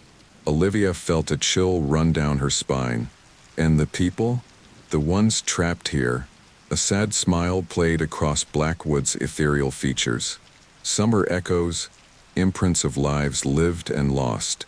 Others are more, souls caught in the building's web, their essence feeding the heart for eternity. The implications of his words hit Olivia like a physical blow. That's monstrous. How can you allow this? Blackwood's expression hardened. Allow? My dear, we are as much a part of this as the bricks and mortar. We are the building, and the building is us. As if in response to his words, tendrils of darkness began to creep across the floor, reaching for Olivia. She stumbled backward, her heart pounding in her chest. No, she whispered. I won't let you take me. Blackwood's voice was almost gentle. It's not about letting Olivia. It's about accepting your role in the grand design. Olivia's mind raced, searching for a way out. Then she remembered the resonance key. With trembling hands, she reached into her pocket, relief washing over her as her fingers closed around the device. As she pulled it out, the key began to glow, its needle spinning wildly before pointing directly at the pulsing heart. Olivia felt a surge of something, not quite hope, but a sense of purpose. The T, Blackwood breathed, his eyes widening. Of course, you are more than just another soul to be consumed. Aren't you, Olivia? Olivia stood straighter, holding the key out before her like a shield. What does it mean? Tell me. Blackwood's form flickered, and for a moment, Olivia saw something else behind his facade. Something ancient and terrible. The key is a tool, a way to navigate the building's shifting realities. But in the hands of the right person, it can be so much more. The heart pulsed faster, the tendrils of darkness retreating slightly. Olivia felt a pull and urge to approach the massive, shifting organ. What will happen if I touch it? She asked, her voice barely above a whisper. Blackwood's laugh was tinged with both amusement and fear. Who knows? Perhaps you'll be consumed, your essence joining the countless others that fuel this place. Or perhaps, he trailed off, his eyes fixed on the resonance key. Olivia understood then that even Blackwood, for all his knowledge, didn't fully comprehend the power he had helped create. Taking a deep breath, Olivia began to walk towards the heart. The air grew thicker with each step, filled with whispers and half-formed images. She saw flashes of her life, her childhood, her failed marriage, the moment she first stepped into this impossible building. Olivia, stop! A familiar voice cut through the chaos. Olivia turned to see Rachel materializing beside her, her form flickering like a bad television signal. Ratch, Olivia's voice cracked with emotion.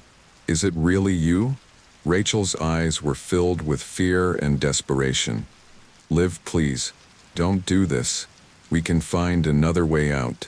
Olivia felt tears welling up in her eyes. I have to, Ratch. Is the only way to understand, to maybe find a way to end this. As she spoke, Olivia realized the truth of her words. This wasn't just about escaping anymore. It was about confronting the heart of darkness, about facing the terrible power that had consumed so many lives. With one last look at her sister's anguished face, Olivia turned back to the heart. She raised the resonance key, its glow intensifying as she approached the pulsing organ. Whatever happens, she said, her voice steady despite her fear. Know that I love you, Rachel. Before anyone could stop her, Olivia pressed her hand, still clutching the key, against the surface of the heart. The world exploded into light and sensation. Olivia felt herself being torn apart and remade, her consciousness expanding to fill every corner of the building. She was everywhere and everywhen, experiencing every moment that had ever transpired within these impossible walls. She saw the building's creation, felt the first stirrings of its terrible hunger. She lived countless lives, felt the joy and pain of generations. She understood, in that eternal moment, the true nature of the heart, a wound in reality, a place where the boundaries between dimensions had worn thin. And she saw something else, a possibility, a way to change things. The resonance key in her hand began to vibrate, its energy intertwining with the power of the heart. Olivia realized she had a choice. She could let go, allow herself to be consumed and become one with the building, or she could fight, could use the key to reshape the very nature of this place. With every ounce of will she possessed, Olivia focused on the key, on her desire to heal this wound in reality. She thought of Rachel, of Mr. Garrett, of all the souls trapped in this nexus of pain and suffering. The heart began to pulse faster, its rhythm matching the beating of the key in Olivia's hand. She felt a surge of power unlike anything she had ever experienced, raw and primal and terrifying in its intensity. Blackwood's voice echoed in her mind, filled with a mixture of awe and terror. "What have you done?" Olivia couldn't respond. She was beyond words, beyond thought. She was the building, and the building was her. And together they were changing. The chamber around her began to warp and shift, reality itself bending to her will. Olivia saw glimpses of other worlds, other possibilities. She saw a version of the building where pain and suffering were not the driving forces, where the trapped souls found peace and resolution. With a final, monumental effort, Olivia pushed her consciousness outward, reshaping the very fabric of the building's existence. The heart gave one last, massive pulse, and then, silence. Olivia found herself back in the chamber, on her knees before the now quiet heart. The oppressive atmosphere had lifted, replaced by a sense of calm she had never felt before in this place. As she struggled to her feet, she saw the others, Rachel, Mr. Garrett, even Dr. Blackwood, staring at her in amazement. "What did you do?" Rachel asked, her voice filled with wonder. Olivia looked down at the resonance key, now dark and silent in her hand. I think I changed it. Changed everything." Blackwood approached, his form more solid now, less ethereal. "You've done the impossible, Ms. Reeves.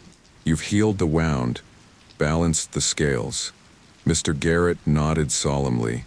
"The building is still here, still special. But its hunger, its need to feed on pain, that's gone." Olivia felt a wave of exhaustion wash over her. She had done it. She had faced the heart of darkness and emerged victorious. But as she looked around at the changed chamber, at the faces of those who had been trapped here for so long, she realized that her journey was far from over.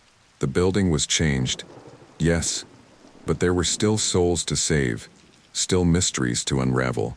And Olivia, with her newfound understanding and the power of the resonance key, was uniquely positioned to help.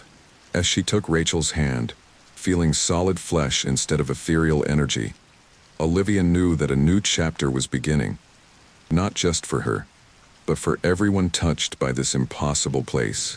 The heart of darkness had been transformed, and with it, the very nature of reality within these walls. What that would mean for the future, only time would tell. But for the first time since she had entered this building, Olivia felt something she had thought lost forever. Jolt. The aftermath of Olivia's transformation of the building's heart was a period of eerie calm. The oppressive atmosphere that had permeated every corner of the structure had lifted, replaced by a sense of anticipation, as if the very walls were holding their breath, waiting to see what would happen next. Olivia stood in what had once been her apartment, though it now bore little resemblance to the space she had first moved into. The walls shimmered with a faint, opalescent sheen, and the boundaries between rooms seemed fluid, shifting subtly when she wasn't looking directly at them. Rachel sat on the couch, her form now solid and real, no longer the flickering apparition she had been. Her eyes were fixed on Olivia, a mixture of awe and concern in her gaze. "Liv," she said softly. "What happens now?" Olivia looked down at the resonance key in her hand. It hummed with a quiet energy, responding to her touch in a way it never had before. "I'm not sure," Olivia admitted. "I changed something fundamental about this place, but it's not over. I can feel it. There's more to be done." As if in response to her words, a knock sounded at the door. Olivia opened it to find Mr. Garrett standing there, his usual calm demeanor tinged with an urgency she had never seen before. "Ms. Reeves," he said, his voice tight, "we have a situation. The other residents, they're gathering in the lobby. I think you need to see this." Olivia and Rachel followed Mr. Garrett down the impossibly long corridor that led to the building's lobby. As they walked, Olivia noticed that the doors lining the hallway were changing, some disappearing entirely, while new ones materialized in their place. "The building is still settling," Mr. Garrett explained, noticing her gaze. "Your actions have set off a chain reaction. The very structure of this place is being rewritten." When they reached the lobby, Olivia's breath caught in her throat. Dozens of people were gathered there, some she recognized from her visions, others completely unfamiliar. But all of them bore the same look of confusion and fear. An elderly woman Olivia recognized as Mrs. Chun from the third floor stepped forward, her eyes locking onto Olivia with an intensity that was almost physical. "You?" Mrs. Chun said, her voice quavering. "You're the one who did this. What have you done to our home?" Olivia felt a wave of guilt wash over her. In her determination to change the building's nature, she hadn't considered how it would affect those who had made this place their home, however strange that home might have been. I was trying to help," Olivia began, but her words were drowned out by the rising murmur of the crowd. "Help?" A man's voice cut through the noise. "You've destroyed everything." Olivia turned to see Dr. Blackwood pushing his way through the crowd. His form was different now, more solid, but his eyes burned with the same intensity she remembered. This building, this nexus of realities, it was a delicate balance, Blackwood continued, his voice rising. "Yes, it fed on pain and suffering, but it also preserved us, kept us alive beyond our natural spans. And now," he gestured around the lobby, where the walls were beginning to ripple and shift, reality itself seeming to warp around them. "Now you've upset that balance. You've doomed us all." The crowd's murmur turned to shouts of anger and fear. Olivia felt Rachel's hands slip into hers, squeezing tightly. "We need to get out of here," Rachel whispered urgently, but Olivia stood her ground. She raised the resonance key, its soft glow cutting through the chaotic energy of the room. "Listen to me," she shouted, her voice carrying an authority she didn't know she possessed. "I know you're scared. I know this change feels wrong, but the way things were before, it wasn't right. People were suffering, trapped in endless cycles of pain." The crowd quieted, their eyes fixed on Olivia and the glowing key in her hand. "I've seen the heart of this building," Olivia continued. "I felt its power, its hunger, but I've also seen its potential. This place, it doesn't have to feed on suffering. It can be something more, something better."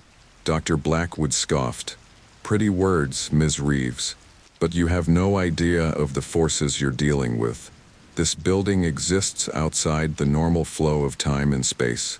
Your meddling could unravel the very fabric of reality." As if to emphasize his point, a tremor ran through the building.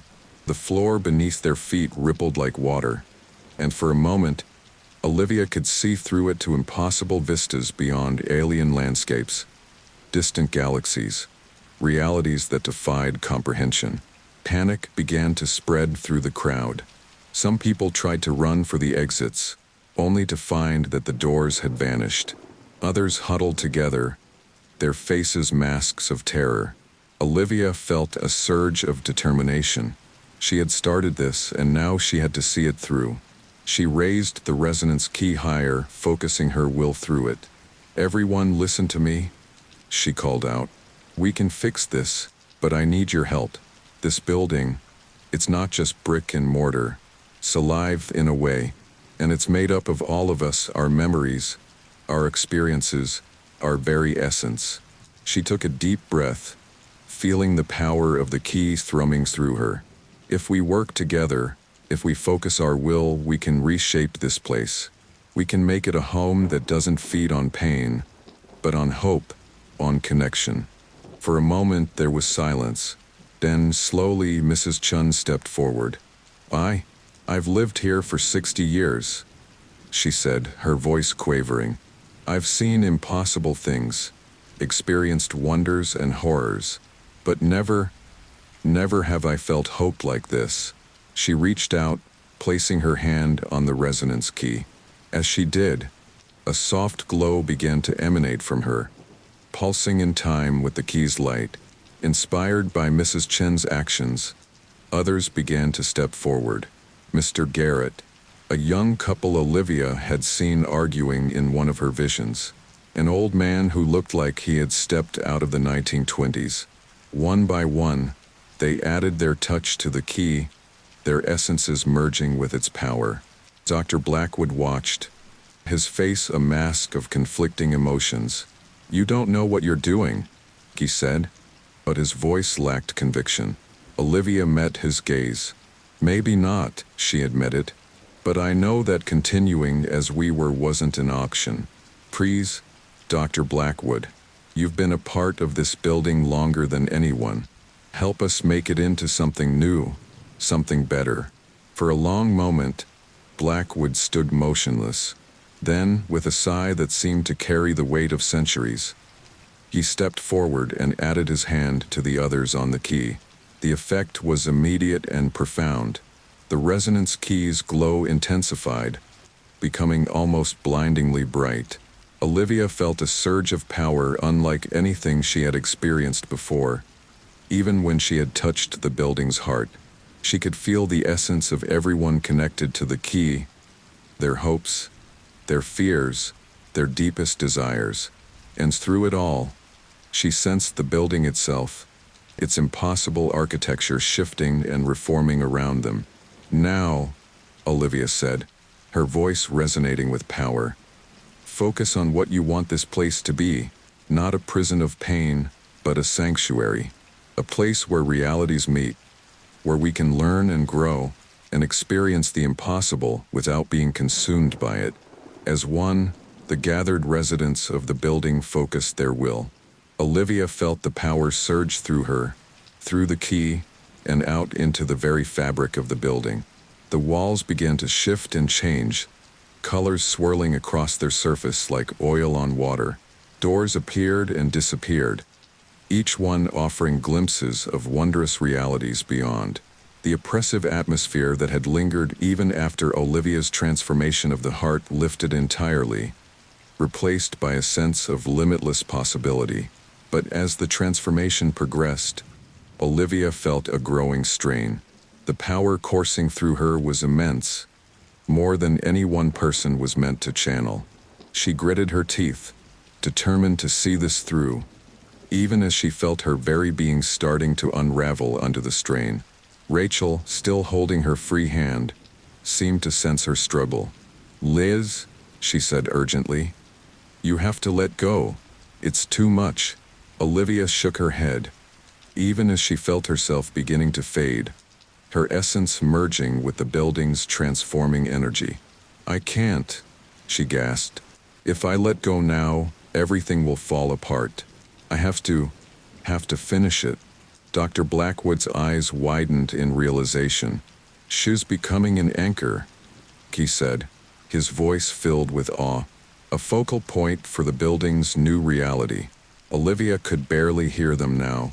Her vision was filled with light, her consciousness expanding to fill every corner of the transformed building. She could feel the threads of reality rewinding themselves around her, using her as a fixed point in the swirling chaos of change. With the last of her strength, Olivia pushed her will through the resonance key, setting the final pieces of the building's new nature into place. As she did, she felt herself slipping away, becoming one with the structure she had fought so hard to change. "Rachel," she managed to whisper, "I'm sorry. I love you." And then, in a flash of blinding light, Olivia Reeves ceased to exist as a separate entity. The resonance key clattered to the floor, its glow fading to a soft, steady pulse. The gathered residents stood in stunned silence, trying to process what they had just witnessed. The building around them had transformed into something wondrous, a true nexus of realities, but one built on hope and possibility rather than pain and suffering. Rachel fell to her knees, tears streaming down her face as she picked up the resonance key. "Lives," she sobbed. "Bound, Liv, what have you done?" Dr. Blackwood placed a comforting hand on her shoulder. "She saved us all," he said softly, "and in doing so, she became something more. Your sister. She's a part of this place now, its guardian, its heart." As if in response to his words, a warm breeze swept through the lobby, carrying with it a sense of peace and the faintest whisper of Olivia's voice. "Don't be afraid," it seemed to say. "This is just the beginning." The residents of the building looked at each other, a mixture of awe and determination on their faces. They had been given a second chance, a new home in a transformed reality, and they silently vowed to honor Olivia's sacrifice by making the most of this incredible gift.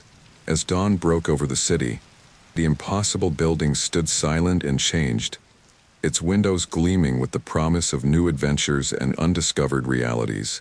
And at its heart, woven into its very essence, Olivia Reeves watched over her creation, ready to guide those brave enough to explore the wonders she had unleashed. The sun crept over the horizon, its first rays catching the windows of the transformed building. From the outside, it looked much the same as it always had, a nondescript high-rise in the heart of Chicago. But for those who knew its secrets, who had lived through its transformation, it was a place forever changed. Rachel stood at the window of what had once been Olivia's apartment, her fingers tracing the cold glass. The room behind her was both familiar and alien. The furniture was the same, but everything seemed to shimmer with a faint, otherworldly light. "Liz," she whispered, her breath fogging the glass. "Are you really gone?" As if in response, a warm breeze swept through the room, ruffling Rachel's hair. She turned, half expecting to see her sister standing there, but the apartment remained empty. A soft knock at the door broke the silence. Rachel opened it to find Mr. Garrett standing there, his usual stoic expression tinged with concern. "Ms. Reeves," he said gently, "how are you holding up?" Rachel managed a weak smile. I don't know, Mr. Garrett. It doesn't feel real. Any of it." He nodded sympathetically. "I understand. What your sister did, it's beyond anything we've ever seen in this building. And that's saying something." Rachel let out a shaky breath. "What happens now? To the building, to the people living here, to Olivia?" Mr. Garrett's eyes took on a distant look. "The building is settling, adjusting to its new nature. As for the residents, well, we're all trying to come to terms with our new reality." He paused, his gaze focusing on something over Rachel's shoulder. She turned to see what he was looking at, but there was nothing there, just the faint shimmer in the air that seemed to permeate everything now. "And Olivia," Mr. Garrett continued, his voice soft, "I believe she's all around us, watching, guiding, protecting." Rachel felt tears welling up in her eyes. "But she's gone. She sacrificed herself to save everyone. Mr. Garrett placed a comforting hand on her shoulder. Gone in one sense, perhaps, but in another, I think she's more present than ever. As if to emphasize his point, the air in the apartment seemed to thicken, taking on an almost tangible quality. Rachel felt a familiar presence, a warmth that reminded her of childhood days spent laughing with her sister. "Liz?" she called out, her voice trembling. The presence intensified, and for a moment, Rachel thought she saw a flicker of movement in the corner of her eye. But when she turned to look, there was nothing there. Mr. Garrett squeezed her shoulder gently. "Give it time, Ms. Reeves. This new reality, it takes some getting used to. But I think you'll find that your sister is never far away." With that, he turned to leave. At the door, he paused. "Oh, and Ms. Reeves? You might want to take a walk around the building when you feel up to it. Things have changed, in ways I think you'll find quite interesting." After Mr. Garrett left, Rachel spent several minutes just standing in the center of the apartment, trying to process everything that had happened. The events of the past few days felt like a dream or a nightmare, but the subtle wrongness of her surroundings was a constant reminder that it had all been terrifyingly real. Finally, driven by a mixture of curiosity and restlessness, Rachel decided to take Mr. Garrett's advice. She stepped out into the hallway, immediately noticing that something was different. The corridor seemed longer than it should be, stretching out in both directions far beyond the physical constraints of the building. As she walked, Rachel noticed that the doors lining the hallway were changing. Some were modern, others looked ancient, and a few seemed to be made of materials she couldn't even identify. From behind these doors came a cacophony of sounds, laughter, music, languages she didn't recognize, and occasionally, noises that didn't seem to be of this world at all. Rachel's hand hovered over one doorknob, an ornate, golden thing that seemed to pulse with its own inner light. Just as she was about to turn it, a voice called out from behind her. "I wouldn't do that if I were you. Not unless you're prepared for quite the adventure." Rachel spun around to see a woman standing there. She looked to be in her mid-30s, with dark hair and eyes that seemed to hold centuries of wisdom. There was something familiar about her, but Rachel couldn't quite place it. "Who are you?" Rachel asked, her hand dropping away from the doorknob. The woman smiled, and in that smile, Rachel suddenly recognized her sister.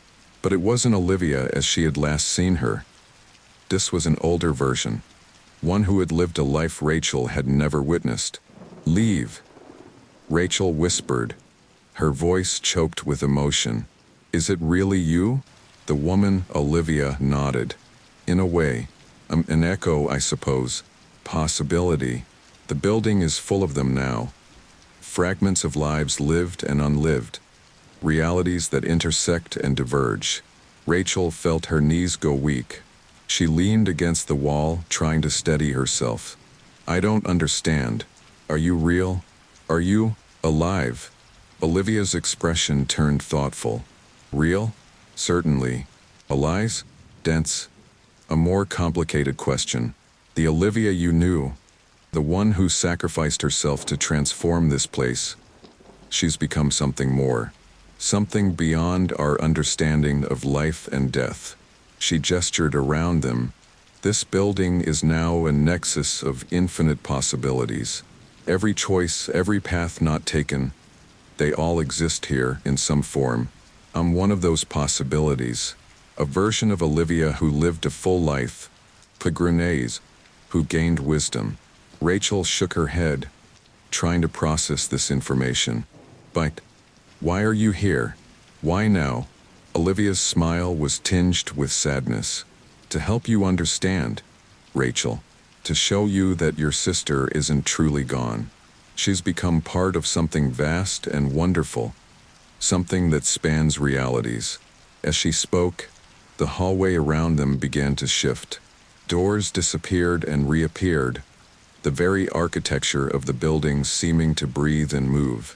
"Come," Olivia said, holding out her hand. "Let me show you." Rachel hesitated for just a moment before taking her sister's hand. As their fingers touched, the world around them exploded into light and color. Rachel felt herself being pulled along, traveling through spaces that her mind could barely comprehend. They emerged in what looked like a vast library, its shelves stretching up and away in all directions, disappearing into an impossible distance. Books floated through the air, their pages fluttering as if caught in an unseen breeze. "This," Olivia explained, her voice echoing in the cavernous space, "is the repository of lives. Every book here is a life lived, unlived, or yet to be lived. The stories of everyone who has ever set foot in this building, and countless others besides."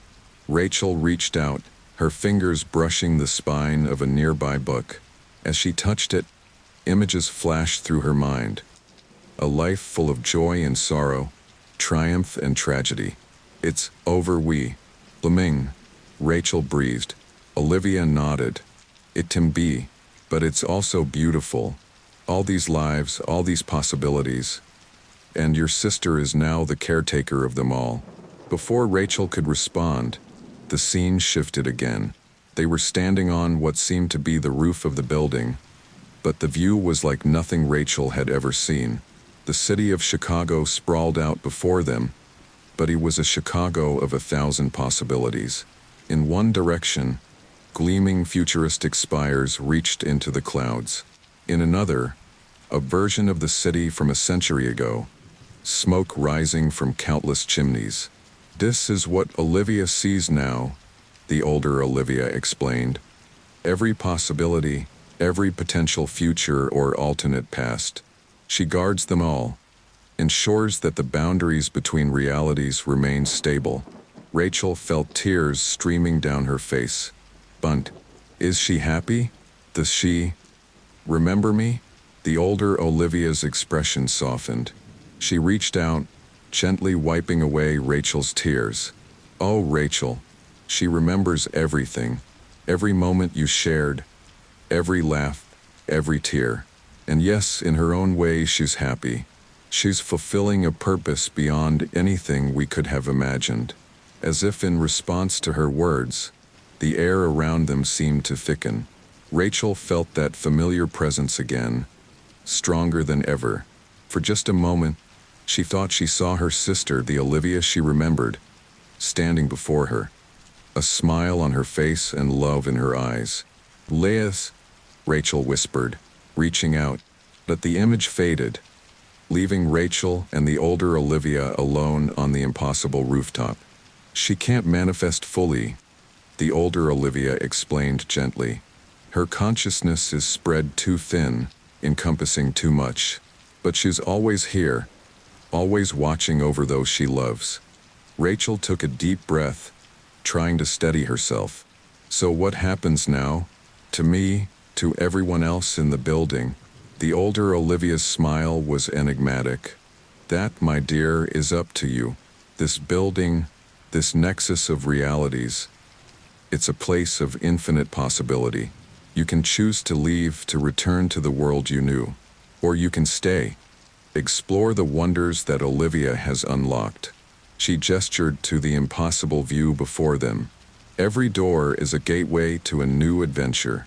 Every room holds secrets waiting to be discovered. The choice is yours."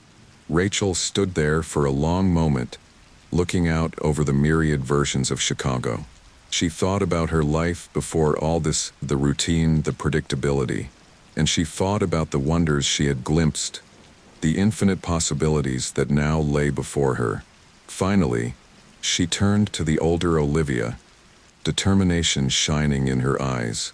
"I want to stay. I want to understand this place, to be close to my sister, however I can." The older Olivia's smile widened. "I had a feeling you might say that. Welcome home, Rachel. Your adventure is just beginning."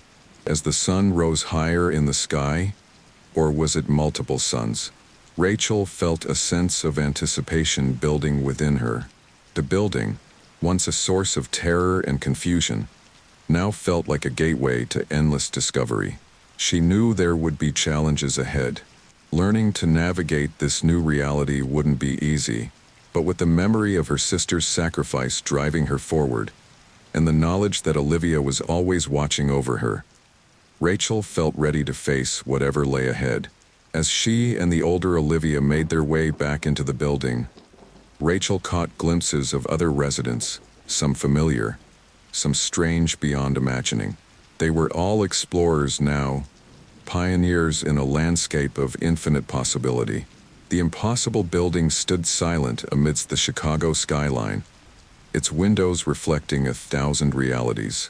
And at its heart, woven into its very essence, Olivia Reeves watched over her creation, guiding those brave enough to explore the wonders she had unleashed. For Rachel, and for all those who called this place home, it wasn't an ending. It was a beginning, the start of a journey into the unknown, guided by the enduring love of a sister who had become something far greater than herself. As Rachel stepped through a shimmering doorway into her first real adventure, she felt Olivia's presence all around her. And for the first time since this all began, she smiled, truly smiled, ready to embrace the uncertainty and wonder of her new reality. The fluorescent lights of the university's psychology department buzzed overhead, casting a harsh glow on the stack of papers before me. My hand hovered over the final page, pen poised to sign my name. Dr. Evelyn Chown, the lead researcher, sat across from me, her dark eyes scrutinizing my every move. "Mr. Thompson," she said, her voice clipped and professional. "Before you sign, I want to ensure you understand the risks involved in this study. The drug we're testing is experimental. While we've had promising results in animal trials, you'll be among the first human subjects." I nodded, trying to project confidence I didn't entirely feel. "I understand, Dr. Chin. I've read through all the documentation." She leaned forward, her gaze intensifying. "This isn't just about reading, Mr. Thompson. I need you to truly comprehend what you're getting into. This drug affects brain chemistry in ways we're still trying to understand. It could alter your sleep patterns, good dreams, even your perception of reality." A shiver ran down my spine, but I brushed it off as pre-study jitters. I was a psychology student myself, after all. This was my chance to contribute to groundbreaking research, to be on the cutting edge of dream studies. Plus, the compensation would go a long way towards paying off my student loans. "I appreciate your concern, Dr. Chun," I said, mustering a smile. "But I'm ready for this. I want to be part of something important." She held my gaze for a moment longer, then nodded. "Very well. Please sign the consent form, and we'll proceed with the initial examination." As I scrawled my signature, Michael Thompson, across the bottom of the page, I couldn't shake the feeling that I was signing away more than just my participation in a study. The pen felt unusually heavy in my hand, and for a split second, I could have sworn the ink shimmered with an otherworldly gleam. Dr. Chun collected the forms and stood. "Follow me, Mr. Thompson. We'll get you set up in the lab." I trailed behind her through the winding corridors of the psychology building. The usual bustling atmosphere of the university seemed muted, as if the world was holding its breath. We passed locked doors labeled with cryptic acronyms and warning signs, descending deeper into the bowels of the research wing. Finally, Dr. Chun swiped her keycard, and we entered a room that looked like a cross between a hospital ward and a high-tech computer lab. Banks of monitors lined one wall, displaying a dizzying array of charts and graphs. In the center of the room stood a single hospital bed, surrounded by machines I couldn't begin to identify. "Strip down to your underwear and put this on," Dr. Chun instructed, handing me a folded hospital gown. "I'll give you a moment of privacy." As the door closed behind her, I changed quickly, the cold air raising goosebumps on my skin. The hospital gown felt flimsy and inadequate, a poor shield against whatever was to come. I perched on the edge of the bed, my heart rate picking up as I waited. Dr. Chun returned with two assistants, both wearing crisp white lab coats. Without preamble, they began attaching the electrodes to my scalp, chest, and limbs. The adhesive was cold and tacky against my skin. These will monitor your vital signs and brain activity throughout the study, one of the assistants explained, a young man with thick-rimmed glasses. Try not to move around too much once we start. I nodded, not trusting my voice. The reality of what I was about to do was finally sinking in, and the sterile lab room felt increasingly oppressive. The beeping of the heart rate monitor betrayed my rising anxiety. Dr. Chun approached, holding a small pill bottle. "This is the experimental drug, Mr. Thompson. Once you take it, there's no going back. Are you absolutely certain you want to proceed?" I swallowed hard, my mouth suddenly dry. "I'm sure," I managed to croak out. "Let's do this." She tipped a single white pill into my palm. It looked innocuous enough, no different from any over-the-counter medication. But as I raised it to my lips, it seemed to pulse with potential, as if it contained entire universes within its chalky exterior.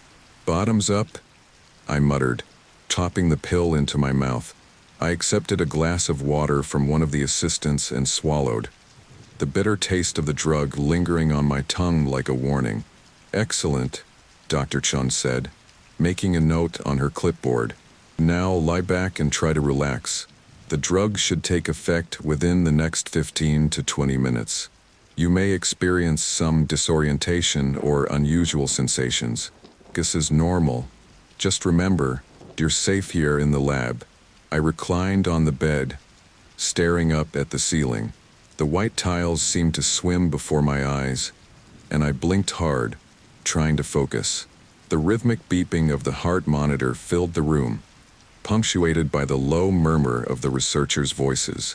Time seemed to stretch and warp. Had it been 5 minutes or an hour? Couldn't tell. The lights above me began to blur and smear, leaving trails across my vision like shooting stars.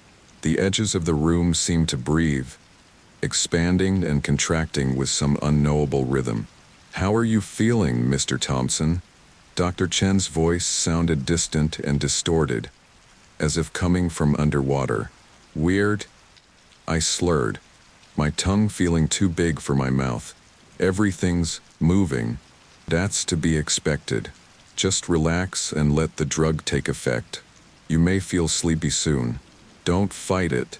I tried to nod, but my head felt impossibly heavy. The ceiling above me had transformed into a swirling vortex of color and light. I could hear my own heartbeat, loud as a drum, echoing in my ears. The beeping of the monitors rose to a crescendo, the pitch increasing until it became a single, sustained tone.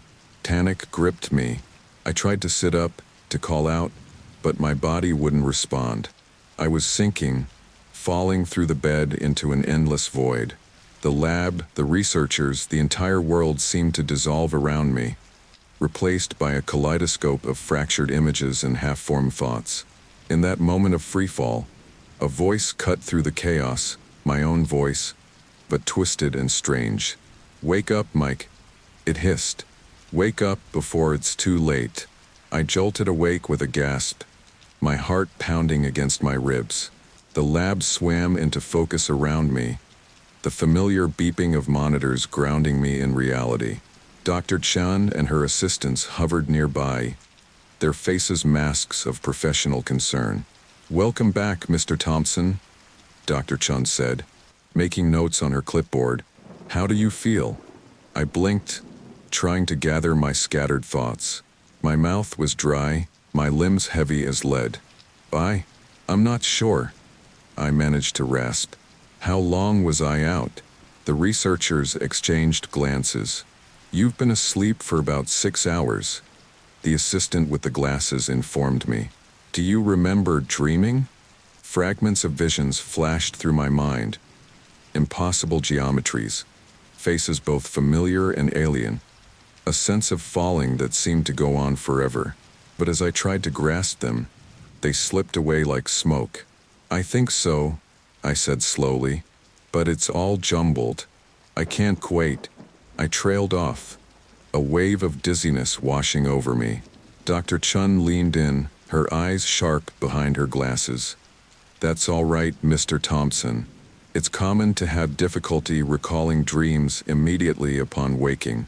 We've collected a great deal of data from your sleep cycle.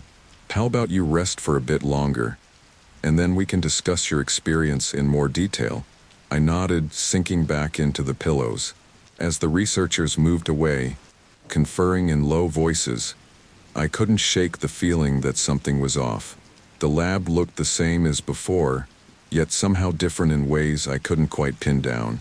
The lights seemed too bright, the shadows too deep, and underneath it all, a persistent thought nagged at me. Was I truly awake, or was this just another layer of the dream? As my eyelids grew heavy once more, that strange, twisted version of my own voice echoed in my mind. Wake up, might. Wake up before it's too late. But I was awake, wasn't I? The familiar walls of my dorm room greeted me as I blinked awake, sunlight streaming through the half-closed blinds. For a moment, I lay still, trying to orient myself. The dream steady. Had that been yesterday? Last week? The memories felt hazy, slipping away like sand through my fingers. I sat up, rubbing my eyes, and that's when I noticed it. The walls seemed to breathe, expanding and contracting ever so slightly with each passing second. I shook my head, convinced it was a trick of the light or lingering grogginess from sleep. Get it together, Mike, I muttered to myself, swinging my legs over the side of the bed. The floor felt oddly soft beneath my feet, almost spongy. I pressed down, watching with growing unease as it seemed to give way slightly before springing back. A knock at the door made me jump. Mike? You up? It was my roommate, Jason. Yeah, come in, I called, my voice sounding strange to my own ears. Jason entered, his usual easy grin in place. But as he moved, I could have sworn I saw a slight lag, as if his image was struggling to keep up with his actual movements. Dude, you look like hell, he said, leaning against the desk. Late night. I ran a hand through my hair, trying to shake off the persistent feeling of unreality. I'm not sure. Everything feels a bit off this morning. Jason's expression shifted, concern flickering across his features. Still feeling weird from that study? Maybe you should talk to the researchers again. The study, I repeated, latching onto the concrete fact. That was yesterday. Jason's brow furrowed. Mike, that was almost a week ago. You've been acting strange ever since. Are you sure you're okay? A week? That couldn't be right. I opened my mouth to argue, but the words died in my throat as I noticed the calendar on the wall. The dates were blurred, shifting and rearranging themselves as I watched. I need to get to class, I stammered, grabbing my backpack. I'll catch you later, Jason. I hurried out of the room before he could respond, my heart pounding. The hallway outside seemed to stretch impossibly long, the doors to other rooms spaced at irregular intervals. I blinked hard, and suddenly everything snapped back to normal, or at least what I thought was normal. The crisp autumn air hit me as I stepped outside, grounding me somewhat. Students milled about the quad, heading to classes or lounging on the grass. Everything looked as it should, but I couldn't shake the feeling that something was fundamentally wrong. I made my way to the psychology building, determined to attend my morning lecture and regain some sense of routine. As I settled into my usual seat in the lecture hall, I tried to focus on the familiar surroundings, on the chatter of my classmates around me. Professor Hartley strode in, his tweed jacket and bow tie as impeccable as always. Good morning, class, he began, his voice resonating through the room. Today, we'll be discussing the nature of consciousness and perception. I leaned forward, eager for something to distract me from my unsettling morning. But as Professor Hartley continued, his words began to echo strangely. as if the lecture hall had suddenly grown cavernous. The line between reality and illusion is far more tenuous than we often realize. He was saying, his voice taking on an oddly hypnotic quality. Our brains constantly construct our perception of the world, filling in gaps and making assumptions. The words seemed to hang in the air, shimmering like heat waves. I blinked, trying to clear my vision, but the distortion only intensified. Professor Hartley's face began to blur, his features shifting and rearranging themselves as he spoke. "Mr. Thompson," he said suddenly, his voice cutting through the haze. "Perhaps you'd like to share your thoughts on the malleability of perception?" All eyes in the lecture hall turned to me, but the faces of my classmates were wrong, featureless, like blank masks. Panic rose in my throat. I'm not," I stammered, my tongue feeling thick and uncooperative. "Come now, Mr. Thompson," Professor Hartley insisted, his voice deepening to an inhuman growl. "Surely you have some insight, given your recent experiences." The room began to spin, the walls melting like wax. I stumbled to my feet, knocking over my chair in the process. "I need to go," I managed to choke out before bolting for the door. The hallway outside was a twisting labyrinth, doors appearing and disappearing at random. I ran, my footsteps echoing impossibly loud. Somehow, I found myself back in the lab where the dream study had taken place. Dr. Chun stood by the central bed, her white coat pristine, but her face was blurry, indistinct, like a photograph out of focus. "Ah, Mr. Thompson," she said, her voice coming from everywhere and nowhere at once. "Back so soon? Or perhaps you never left." "What's happening to me?" I demanded, my voice cracking with fear. "What did you do?" Dr. Chen's laugh was like breaking glass. "We opened a door, Mr. Thompson, but it seems you've lost the key." The lab began to shift and work around me. The monitors flickered with impossible images, cityscapes that defied physics, creatures that shouldn't exist.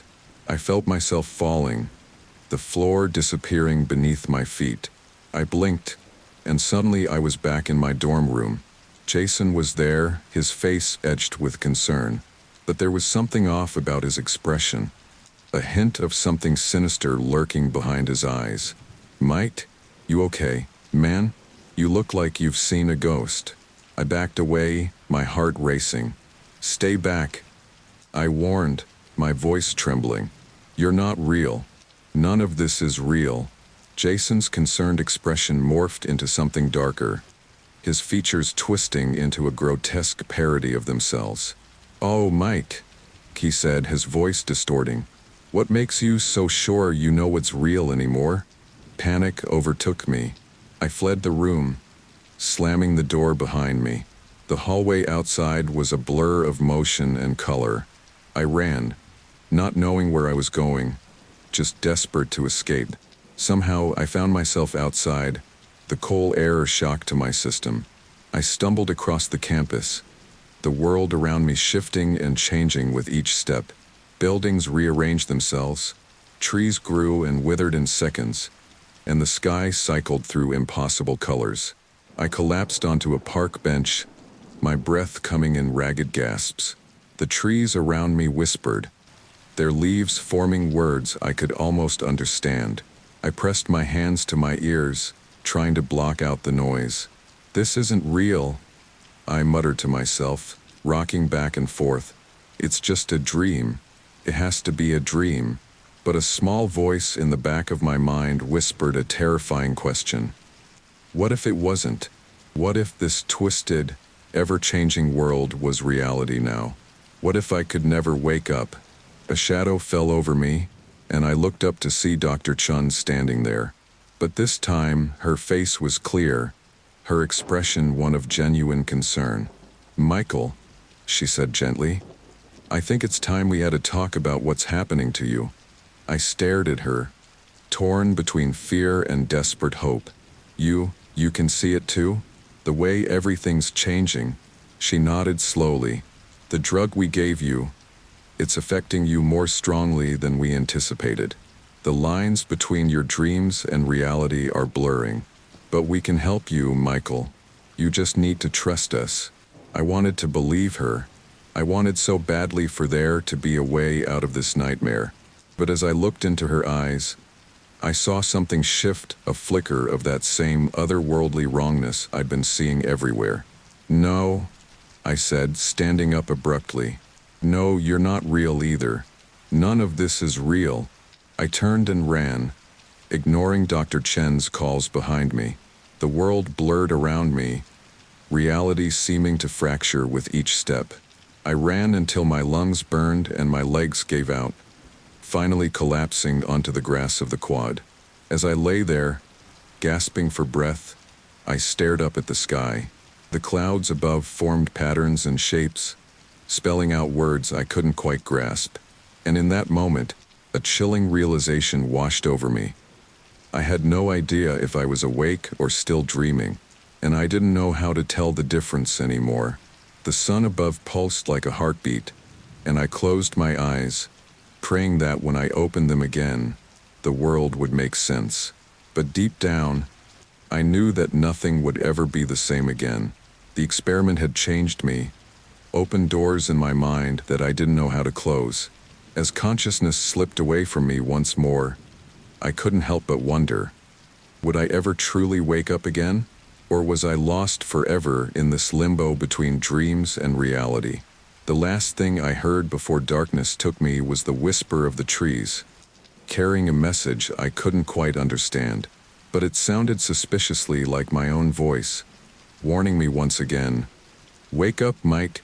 Wake up before it's too late." I jolted awake, a scream tearing from my throat. The sheets were tangled around my legs, drenched in sweat. For a moment, I couldn't remember where I was or how I'd gotten there. The room spun around me, shadows dancing at the edges of my vision. "Mike? Mike!" A voice cut through the fog of panic. Hands gripped my shoulders, shaking me gently. "It's okay, man. You're safe. It was just a nightmare." As my eyes focused, I recognized Jason's concerned face hovering over me. The familiar surroundings of our dorm room slowly came into view. But something felt off, like I was looking at everything through a slightly warped lens. "Jason," I croaked, my throat raw. What happened?" He sat back, running a hand through his disheveled hair. "You were screaming in your sleep, dude. Scared the crap out of me. Are you okay?" I sat up slowly, my head pounding. I don't know. I can't remember falling asleep." Jason's brow furrowed. "Mike, you've been asleep for almost 2 days straight. I was about to call campus health services. You wouldn't wake up, no matter what I tried. 3 days? That couldn't be right." I scrambled for my phone, the screen blurring before my eyes. When it finally came into focus, the date confirmed Jason's words. How was that possible? "This isn't right," I muttered, more to myself than to Jason. "Something's wrong. I need to talk to Dr. Chen." As I swung my legs over the side of the bed, a wave of dizziness washed over me. The floor seemed to ripple beneath my feet, and for a split second, I could have sworn I saw faces pressing up from beneath the floorboards. Jason's hand on my arm steadied me. "Whoa, easy there. Maybe you should rest a bit more before—" "No," I snapped, pulling away. "I need to figure out what's happening to me. This isn't normal, Jason. Nothing has been normal since that damn study." A flicker of something, fear, concern, passed over Jason's face. "Okay, man. Just be careful, all right? You're starting to freak me out a little." I nodded absently, already focused on getting dressed and out the door. As I pulled on my shoes, I couldn't shake the feeling that they didn't quite fit right, as if my feet had somehow changed shape while I slipped. The hallway outside our room stretched before me, impossibly long. I blinked hard, and it snapped back to its normal dimensions. Shaking my head, I made my way out of the dorm and onto the campus grounds. The autumn air was crisp, leaves crunching beneath my feet as I walked. But with each step, the world around me seemed to shift and change. Buildings appeared taller, then shorter. Trees swayed in a wind I couldn't feel. And the sky was a kaleidoscope of colors that shouldn't exist in nature. I stumbled, disoriented, and found myself at the steps of the psychology building. Had I meant to come here? Couldn't remember. But now that I was here, I might as well try to find Dr. Chun.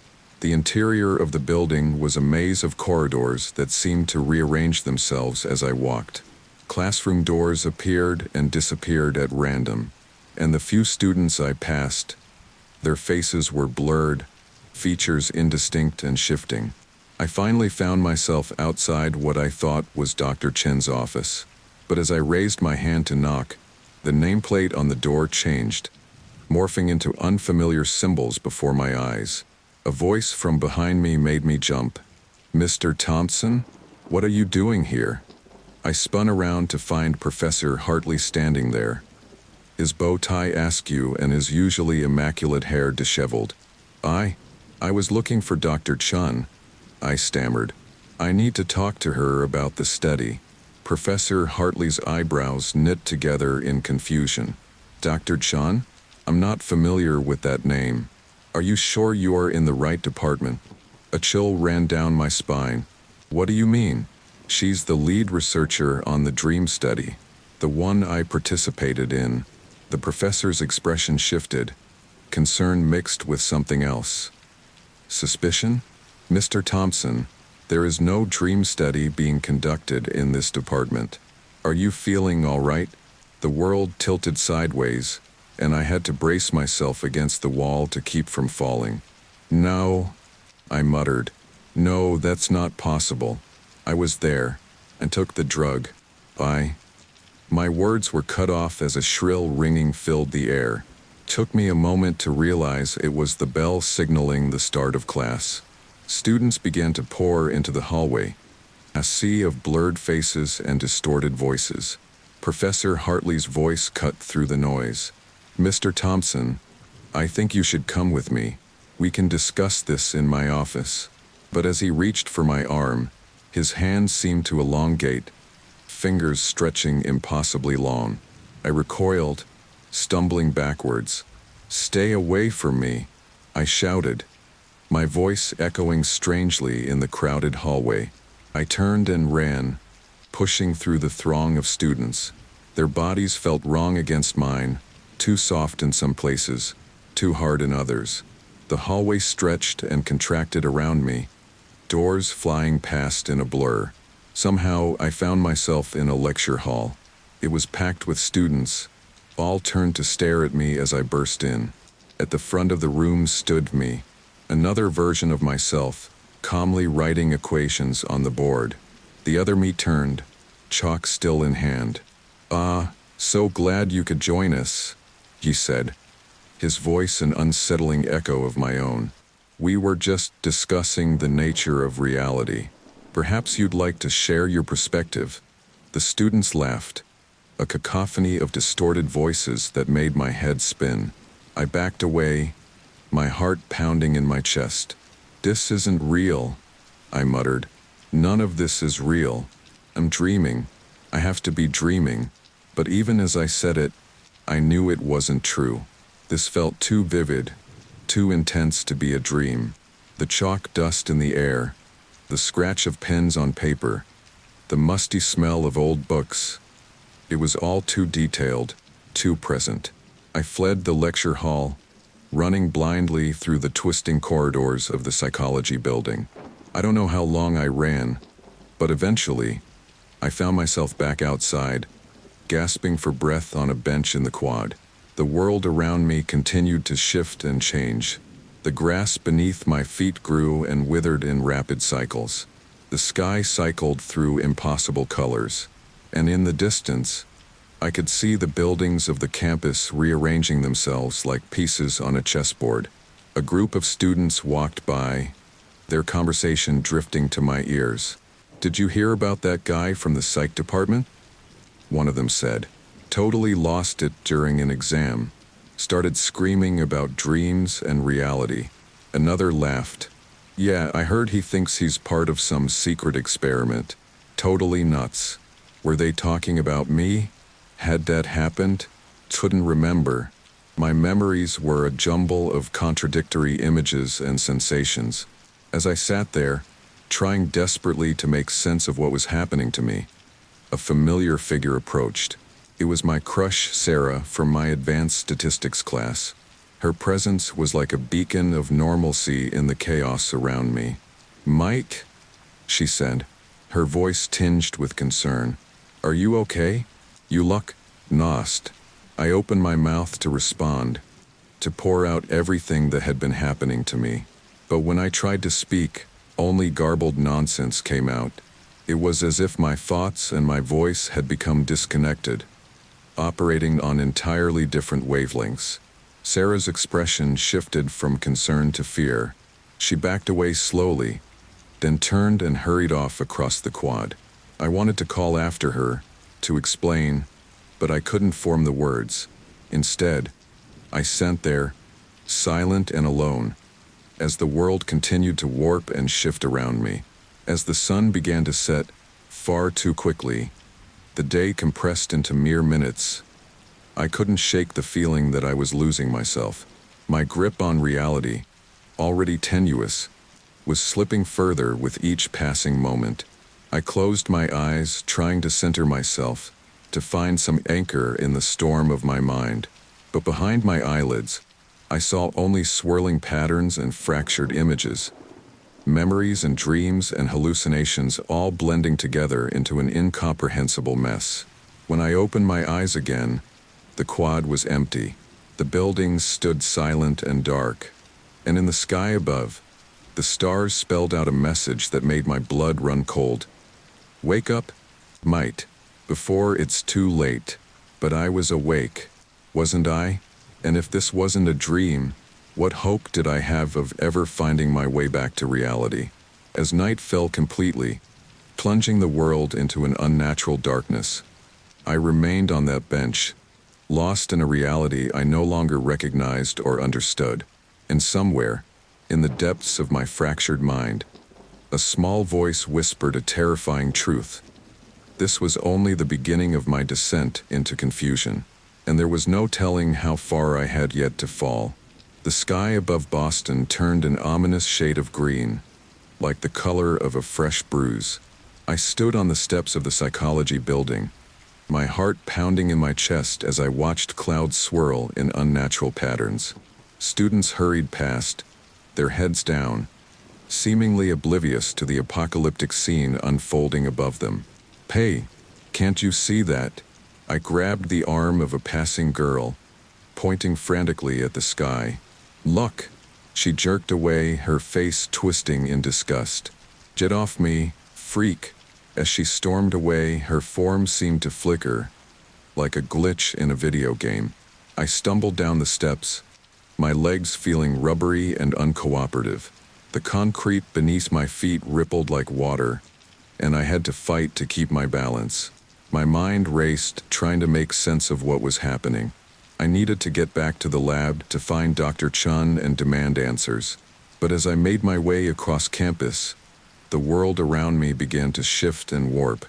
Buildings stretched impossibly tall, their windows' eyes watching my every move. Trees uprooted themselves, their branches reaching out like grasping hands. And everywhere I looked, shadows deepened and writhed, taking on forms that shouldn't exist. A voice, carried on a wind I couldn't feel, whispered in my ear, "Mike, why are you running?" I spun around, searching for the source, but found only empty air. "Who's there?" I shouted, my voice echoing strangely in the distorted landscape. Laughter answered me, a chorus of voices that seemed to come from everywhere and nowhere at once. The shadows around me coalesced, forming into vaguely humanoid shapes with glowing eyes. Panic seized me and I ran. The streets of Boston twisted before me, familiar landmarks appearing in impossible places. I passed the Prudential Center, then rounded a corner to find the Bunker Hill Monument looming over me. Nothing made sense anymore. As I ran, the whispers grew louder, more insistent. "You can't escape, Mike. This is your world now. You made it." "No," I screamed, covering my ears. "This isn't real. It can't be real." I collided with something solid and warm. Looking up, I found myself face to face with Dr. Chun. Relief flooded through me for a moment, until I noticed her eyes. They were completely black, like empty voids. "Mr. Thompson," she said, her voice distorted and echoing. "We've been expecting you." I stumbled backward, my relief turning to horror. "What's happening to me? What did you do?" Dr. Chen's face split into an impossibly wide grin, revealing rows of needle-sharp teeth. "We opened a door in your mind, Mr. Thompson, but it seems you've lost control of what's coming through." The world around us melted away, and suddenly we were back in the lab. But it was wrong, twisted. The clean, sterile room I remembered had been replaced by a nightmare version of itself. The walls pulsed like living flesh, and the machines had transformed into monstrous, writhing creatures. Dr. Chun approached me, her movements jerky and unnatural. Each step seemed to stretch her limbs, until she towered over me, a grotesque parody of her former self. "The human mind is a fragile thing," she hissed, her voice now a cacophony of different tones. "Push it too far, and reality bends." I backed away, my back hitting the wall, or what used to be a wall. It felt soft and yielding, like pressing against warm gelatin. "This isn't real," I muttered, squeezing my eyes shut. "It's just a bad trip. It has to be." When I opened my eyes again, I was no longer in the lab. Instead, I found myself standing in front of my childhood home. The familiar two-story house looked exactly as I remembered it, a beacon of normalcy in the chaos of my mind. Hope surged through me. Maybe this was real. Maybe everything else had been the dream, and I was finally waking up. I rushed to the front door, fumbling with my old house key. It fit perfectly, and the door swung open with a familiar creak. The entryway looked just as it always had, my mother's favorite vase on the side table, family photos lining the walls. "Blom? Dad?" I called out, my voice shaking. "Are you here?" No answer came. I made my way through the house, each room exactly as I remembered it. But as I reached for the handle of my old bedroom door, a chill ran down my spine. Something was wrong. I pushed the door open, and instead of my childhood bedroom, I found myself in a long, dark hallway. The door slammed shut behind me, disappearing into smooth, featureless walls. "No," I whispered, panic rising in my throat. "No, no, no." I ran down the hallway, my footsteps echoing impossibly loud. Doors lined either side, and I threw them open one by one, desperate for an escape. But each door led back to the same dark hallway. "Help!" I screamed, my voice cracking. "Somebody help me!" As if in answer, the hallway began to fill with ravens. They poured out of the walls, their black feathers glistening in the dim light. Their caws were deafening, drowning out my cries for help. I ran faster, the birds swarming around me, their wings beating against my face. Ahead, I saw a door that looked different from the others, solid and real. With the last of my strength, I hurled myself at it. The door burst open, and I tumbled out onto grass. I blinked, disoriented by the sudden change. I was back on the campus quad, the green sky above me now in normal, cloudless blue. For a moment, I dared to hope that it was over, that I had finally broken free of the nightmare. But then I saw him, or another me, sitting on a nearby bench, staring at me with a mixture of pity and resignation. "It's not over," the other me said, his voice eerily familiar yet somehow wrong. "It's never over." I stumbled to my feet, backing away from my doppelganger. Who are you? What do you want? He stood, approaching me with slow, delivered steps. I'm you, Mike. The you that accepted this new reality. The you that stopped fighting. No. I shook my head violently. I'll never accept this. It's not real. The other me laughed. A hollow, joyless sound. Real, unreal. Does it matter anymore? This is our world now. We created it. As he spoke, the world around us began to shift again. The quad stretched and worked, buildings bending at impossible angles. The sky above fractured like breaking glass, revealing swirling vortexes of color beyond. Stop it, I screamed, clutching my head. Make it stop. My doppelganger reached out, his hand morphing into a twisted, claw-like appendage. We can't stop it, Mike. We can only embrace it. I turned and ran, my feet pounding against ground that kept changing beneath me. Grass gave way to concrete, then to sand, then to something soft and organic that squelched with each step. Voices called out to me as I ran, my parents, my friends, Dr. Chun, all begging me to stop, to give in, to accept this new reality. But I couldn't. I wouldn't. I ran until my lungs burned and my legs felt like lead. Finally, I collapsed, gasping for breath. When I looked up, I found myself back in my dorm room, but like everything else, it was wrong. The walls were covered in shifting, living patterns, and the air itself seemed thick and syrupy. Jason sat on his bed, watching me with sad eyes. "You're back," he said, his voice echoing strangely. "We were worried about you." I crawled to my own bed, every movement a struggle against the heavy air. "Jason," I gasped, "please, tell me what's real." "Enchant, I can't tell anymore." He smiled, but the expression didn't reach his eyes. "Real is what you make it, Mike. You're the dreamer here. You're the one in control." As he spoke, his form began to blur and shift, melting into the bizarre landscape of our transformed room.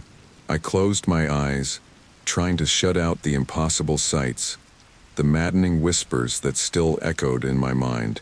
"I'm real," I muttered to myself over and over. "I'm real, I'm real, I'm real." But with each repetition, the words felt hollower, less certain.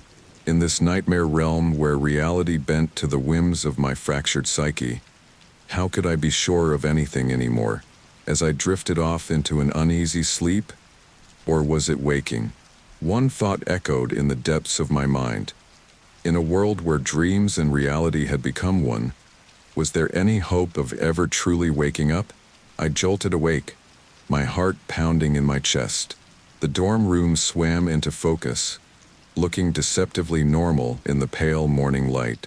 For a moment, I dared to hope that it had all been a nightmare, the shifting realities, the monstrous visions, the loss of control. But as I sat up, I noticed the slight ripple in the air, like heat waves rising from hot asphalt. The walls seemed to breathe, expanding and contracting ever so slightly. Reality was still fractured, just subtler now, more insidious. I pinched my arm hard, watching as the skin turned white, then red. The pain felt distant, muted, as if coming from miles away or through layers of thick fabric. "Come on," I muttered, digging my nails in deeper. "Wake up, wake up." Blood welled up where my nails broke the skin, but even that felt unreal. I stared at the crimson droplets, wondering if they were just another hallucination. "Dude, what the hell are you doing?" Jason's voice cut through my thoughts. He was standing in the doorway, a look of horror on his face. I looked up at him, trying to gauge if he was real or just another figment of my imagination. "I'm trying to wake up," I said, my voice hoarse. Jason approached cautiously, as if I were a wild animal that might lash out at any moment. "Mike, you are awake. You're hurting yourself. Stop it." He reached out to grab my arm, but I jerked away. "Don't touch me," I shouted, I don't know if you're real. I don't know if any of this is real. Jason's face crumbled with concern and something else. Fear? Okay.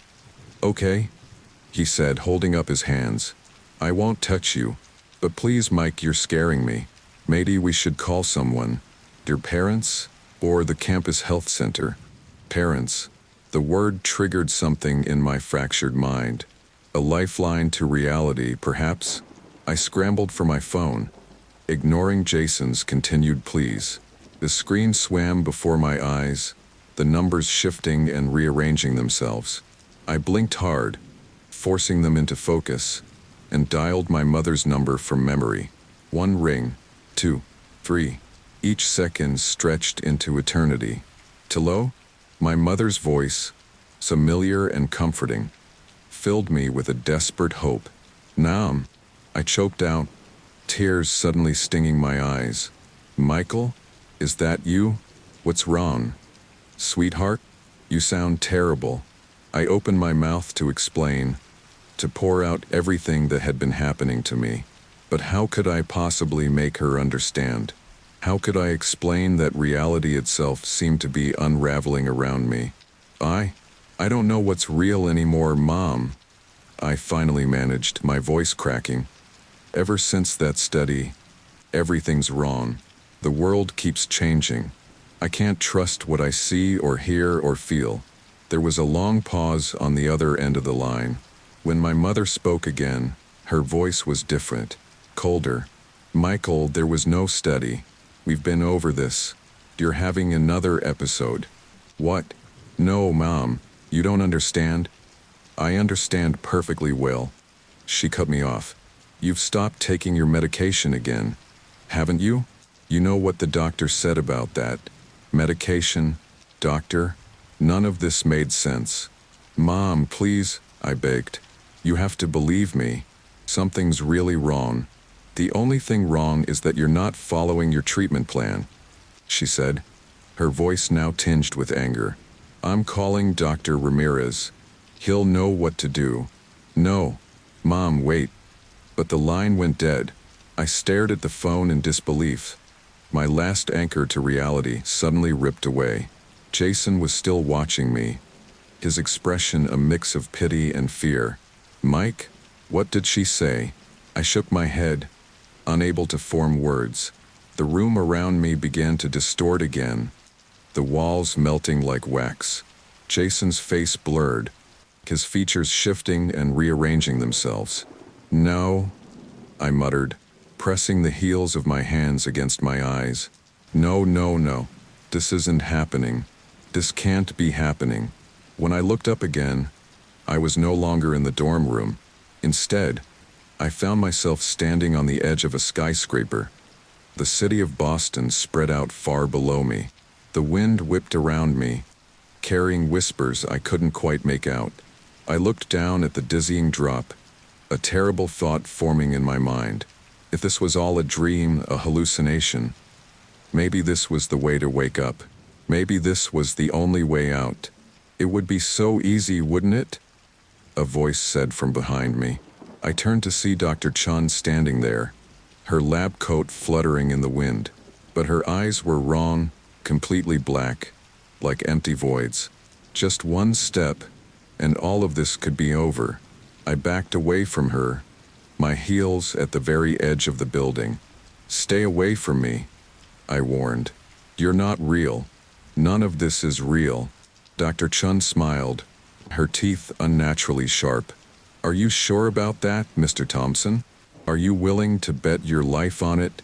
I looked back down at the city below. The buildings seemed to shift and warp, growing and shrinking like living things. The streets twisted into impossible patterns, forming a swirling vortex of memories and fears. This is the only way to be sure, I said, more to myself than to Dr. Chun. The only way to wake up. I closed my eyes, took a deep breath, and stepped off the edge. The wind rushed past me as I fell, my stomach lurching with the sudden drop. For a moment, I felt a surge of triumph. This was it. The shock would wake me up. I'd open my eyes and be back in the real world. But the impact never came. Instead, I found myself back in my dorm room, gasping for breath. Jason was shaking me, his face pale with fear. Mike, can you hear me? Oh God, please wake up. I blinked, disoriented. Jason? What happened?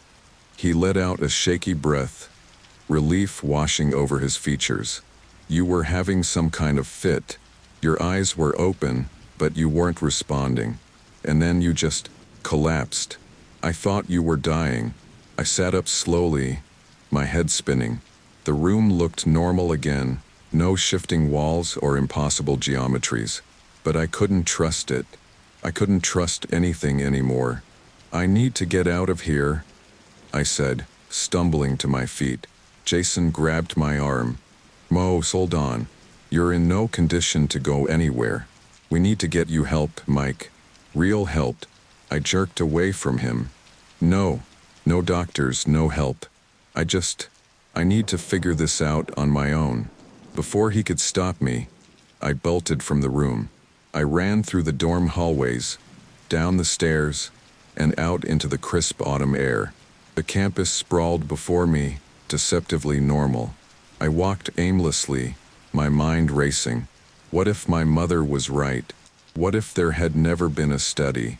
What if all of this, the shifting realities, the hallucinations, was just the product of a sick mind? But no, that couldn't be right. I remembered the lab, remembered taking the experimental drug. It had all been so real, hadn't it? I found myself standing in front of the psychology building. Its windows stared down at me like accusing eyes. Somewhere in there were answers. I just had to find them. As I climbed the steps, a wave of dizziness washed over me. The world tilted sideways, and for a moment, I saw double the normal building overlaid with a twisted, organic version of itself, pulsing with unnatural life. I squeezed my eyes shut, willing the vision away. When I opened them again, everything looked normal, but I knew better now. I knew that reality was a thin veneer, ready to peel away at any moment. I pushed through the doors, determined to find Dr. Chun, to demand answers. But as I walked the halls, I realized I had no idea where her office was. Could I ever known? The corridors seemed to stretch endlessly, doors appearing and disappearing as I passed.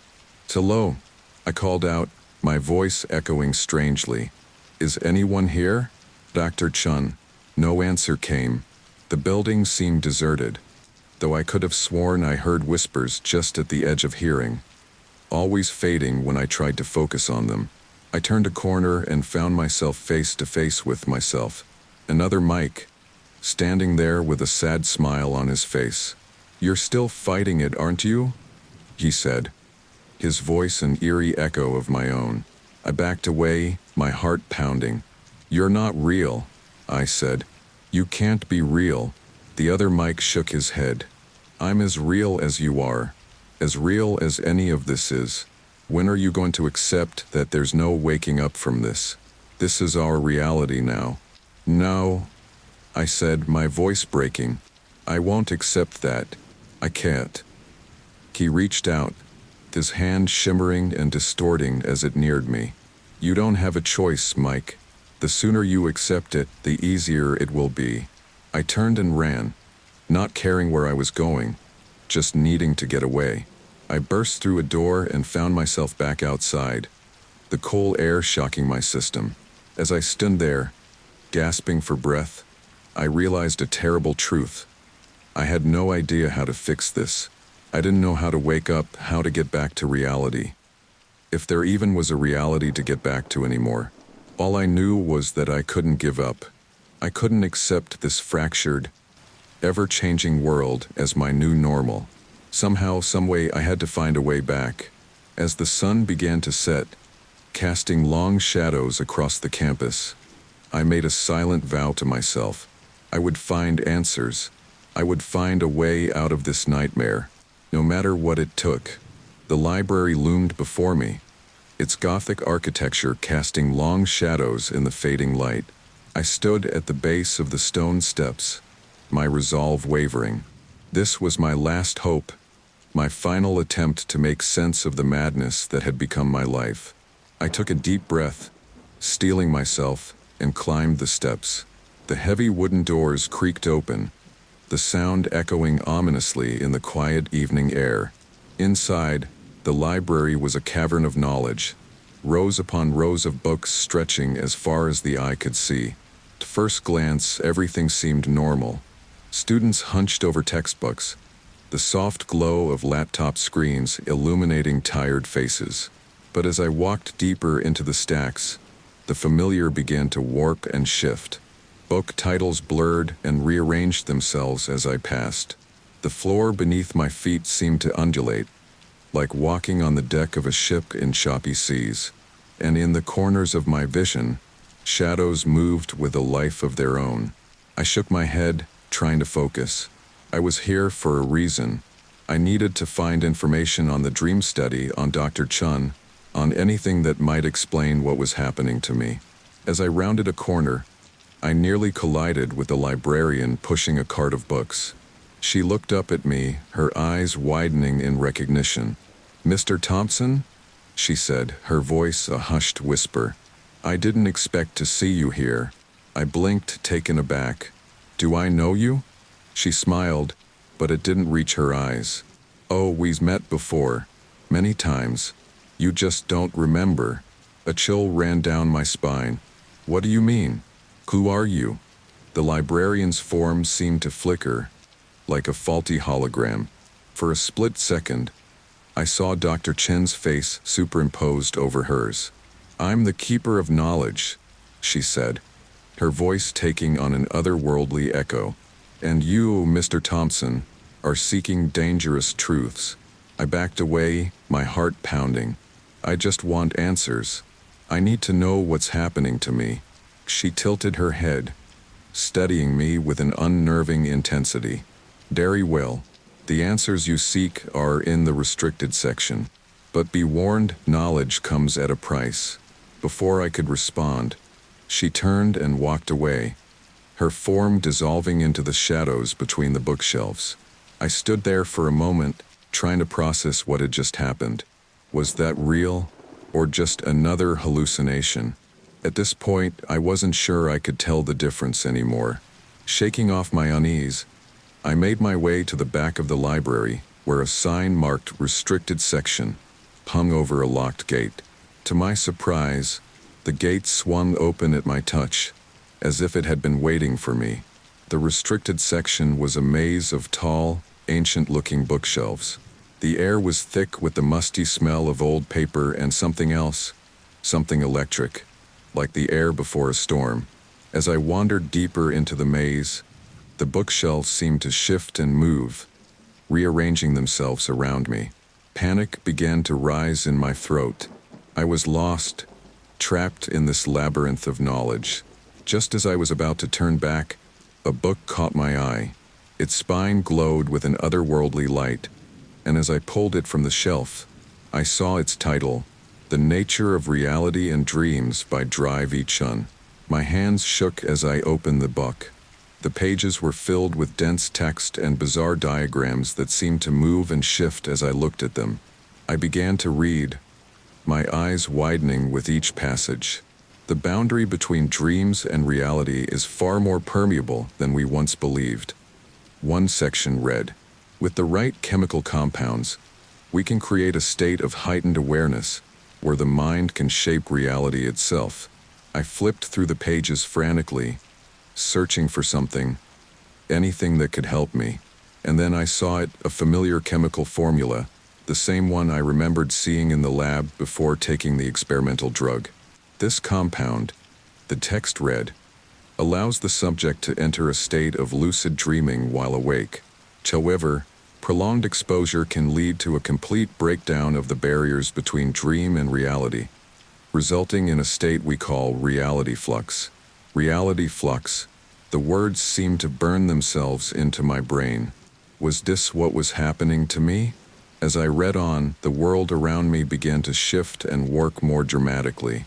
The bookshelves twisted into impossible shapes, Books flew from their places to orbit around me like planets around a sun. A voice cut through the chaos, my own voice, but twisted and strange. Finding what you're looking for, Mike? I spun around to find another version of myself standing there. But wrong, his eyes were completely black, his smile too wide and filled with too many teeth. You're not real, I said, my voice shaking. None of this is real. The other me laughed, the sound echoing unnaturally in the shifting space. Oh, but I am real, Mike. I'm the you that embraced the reality flux. The you that stopped fighting and learned to control it. He gestured, and the world around us changed. We were suddenly standing on a beach, the ocean before us a swirling vortex of colors that shouldn't exist in nature. This could all be yours, he said, spreading his arms wide. You could shape reality to your will. Why fight it? I clutched the book to my chest like a shield. Because it's not right. It's not real. The other me sighed, his form flickering like a bad TV signal. Real, unreal. These are just concepts, Mike. Limitations. We're beyond that now. He reached out, his hand morphing into a twisted, claw-like appendage. Join me. Accept the flux. It's the only way to end this nightmare. For a moment I was tempted to give in, to stop fighting. It would be so easy. But then I thought of my family, my friends, the life I had before all this started. I couldn't give up on that. I couldn't give up on reality. No, I said, stepping back. I won't. I'll find a way to fix this, to get back to the real world.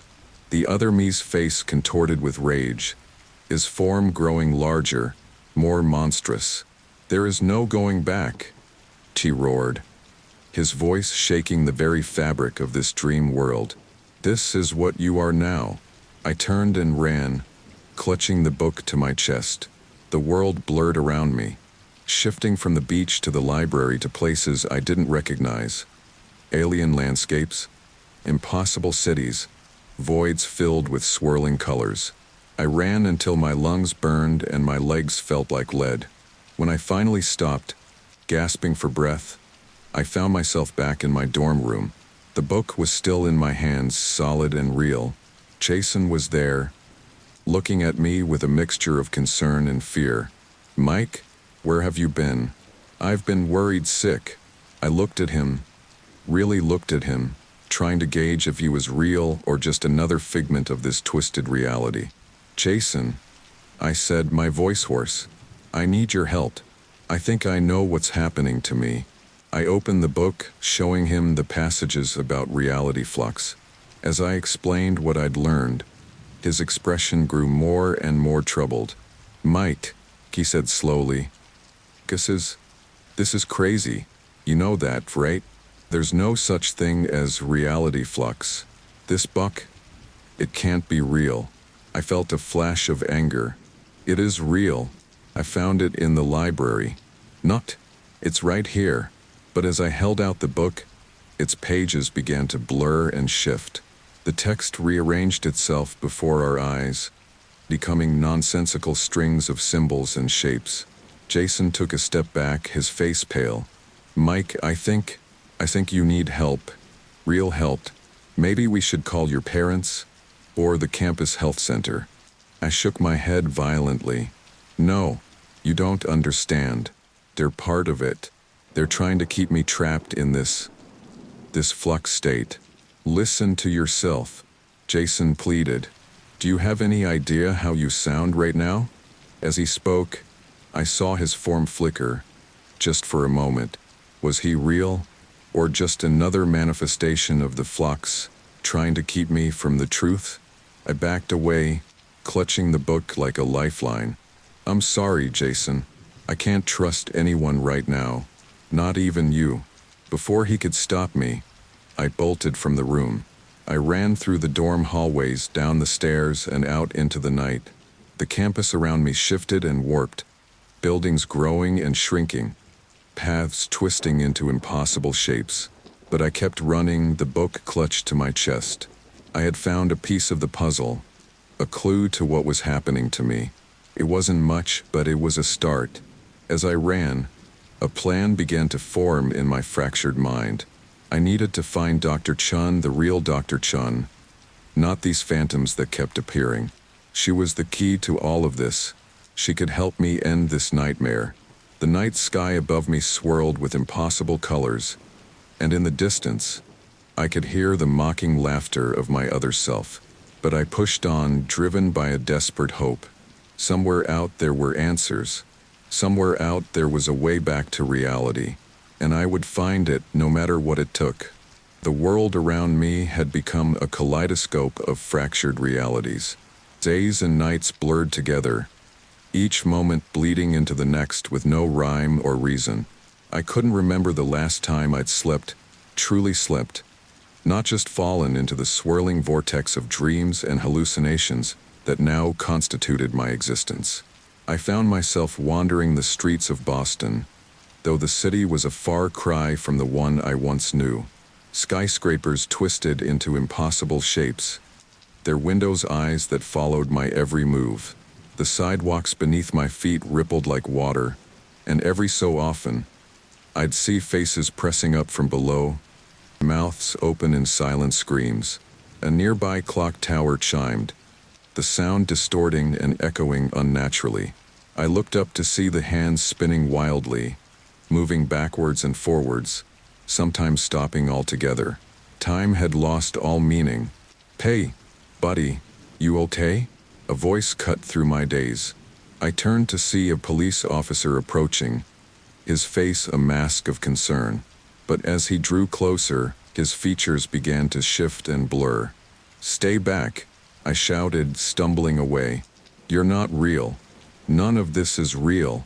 The officer's face morphed, becoming Dr. Chen's for a moment before settling back into its original form. "Sir, I'm going to need you to calm down," he said, reaching for his radio. "I think you need some help." Panic surged through me. I couldn't let them take me, couldn't let them lock me away. I turned and ran, pushing through crowds of people whose faces kept changing, becoming friends, family members, strangers, monsters. I ran until my lungs burned and my legs felt like lead. When I finally stopped, gasping for breath, I found myself in a familiar place, the quad of my university campus. But like everything else, it was wrong. The trees whispered in voices I almost recognized, their branches reaching out like grasping hands. The buildings in the distance shifted and rearranged themselves like pieces on a chessboard. "Mike," a voice called out, and I spun to see Sarah, my crush from advanced statistics, approaching. For a moment, she looked normal, a beacon of reality in this sea of madness. "Mike, we've all been so worried about you. Where have you been?" I wanted to believe it was really her, wanted so desperately for something to be real and unchanging. But as she drew closer, I saw the telltale signs of the flux, the slight shimmer around her edges, the too perfect symmetry of her face. "You're not Sarah," I said, backing away. "You're just another trick, another lie." Her face crumpled in hurt and confusion. "Mike, what are you talking about?" "It's me. I'm real." As she reached out to touch me, her hand began to elongate, fingers stretching into impossible lengths. I jerked away, my back hitting the trunk of a tree, but the bark felt soft and yielding, like flesh. "No," I screamed, squeezing my eyes shut. "Leave me alone. All of you, just leave me alone." When I opened my eyes again, I was no longer on the quad. Instead, I found myself in a place from my childhood, the treehouse my father had built for me in our backyard. But like everything else, it was a twisted, nightmarish version of itself. The wooden planks pulsed like they were breathing, and through the windows, I could see not our backyard, but a swirling void of colors and shapes. "You can't escape it, you know," a voice said, my own voice, but wrong. I turned to see the other me, the one who had embraced the flux, sitting cross-legged in the corner. "No matter where you go, no matter what you do, the flux follows. Because it's not out there, Mike. It's in here. He tapped his temple, grinning with too many teeth. I shook my head violently. No, I don't believe you. There has to be a way out. A way back to reality. The other me laughed, the sound echoing unnaturally in the small space. Reality? What is reality but a collective hallucination? We've moved beyond that, Mike. We've become gods. As he spoke, the treehouse began to shift and change. The walls fell away, revealing a vast expanse of stars and swirling nebulae. We were floating in space, the earth a tiny blue marble far below. Look at what we can do, the other me said, spreading his arms wide. We can reshape the universe itself. Why would you want to go back to the limitations of the real world? For a moment, I felt a pull, a temptation to give in, to embrace this power. But then I thought of my family, my friends, all the people and experiences that made up my life before the flux. Could I really give that up? No, I said, my voice stronger than I felt. I won't accept this. I won't become you. The other me sighed, his form flickering like a bad hologram. Then you'll suffer. You'll be torn apart by the flux, trapped between realities, never fully in one world or the other. As if to punctuate his words, the space around us shattered like glass. I felt myself falling, tumbling through fragments of realities, glimpses of my life, both past and possible futures. I saw myself as a child, playing in that very treehouse, my father calling me in for dinner. I saw an older version of myself, successful and happy, with a family of my own. But I also saw darker possibilities, myself strapped to a bed in a psychiatric ward, babbling about shifting realities. Myself as a homeless man, ranting on street corners about the nature of existence. The images came faster and faster, a dizzying kaleidoscope of what-ifs and might-have-beens. I screamed, the sound lost in the cacophony of colliding realities. And then, suddenly, silence. I found myself standing in a stark white room, empty save for a single mirror on the far wall. My reflection stared back at me, but it wasn't quite right. The eyes were too dark, the smile too wide. What do you want from me? I asked, my voice echoing in the empty space. My reflection spoke, its lips moving out of sync with the words. We want you to understand, Mike, to accept. This is who you are now. This is what you've become. I approached the mirror, studying the not quite me on the other side. And if I refuse, if I keep fighting, the reflection's smile widened impossibly. Then you'll break. The human mind can only take so much, Mike. How long before you shatter completely? As if in response to its words, cracks began to appear in the mirror, spreading outward like a spider's web. I backed away, but the cracks followed, spreading to the walls, the floor, the very air around me. Reality itself was breaking apart, and I was at the center of it all. I closed my eyes, trying to center myself, to find some anchor in the storm of my mind. I thought of my parents, of Jason, of Sarah, the real Sarah, not the flux-created phantom. I thought of my life before all this started, of my hopes and dreams for the future. When I opened my eyes again, I was back in my dorm room. For a moment, everything looked normal. But then I noticed the subtle wrongness, the way the shadows moved when I wasn't looking directly at them, the slight distortion around the edges of objects. I stumbled to my desk, grabbing a pen and paper. With shaking hands, I began to write, trying to capture everything I'd experienced, everything I'd learned about the flux and reality flux. If I could just get it all down, maybe I could make sense of it. Maybe I could find a way out. But as I wrote, the words began to blur and shift on the page. By the time I reached the bottom, the first lines had already rearranged themselves into nonsensical patterns. A laugh bubbled up from my throat, high and hysterical. Was this what madness felt like? Or was I already far beyond madness, lost in some realm where the very concepts of sanity and insanity no longer applied? I looked up to see Jason standing in the doorway, his face a mask of concern and fear. But was it really Jason? Or just another flux-created phantom? "Mike," he said cautiously. Are you okay?" I stared at him, trying to gauge if he was real or not. But I realized, with a sinking feeling, that I no longer knew how to tell the difference.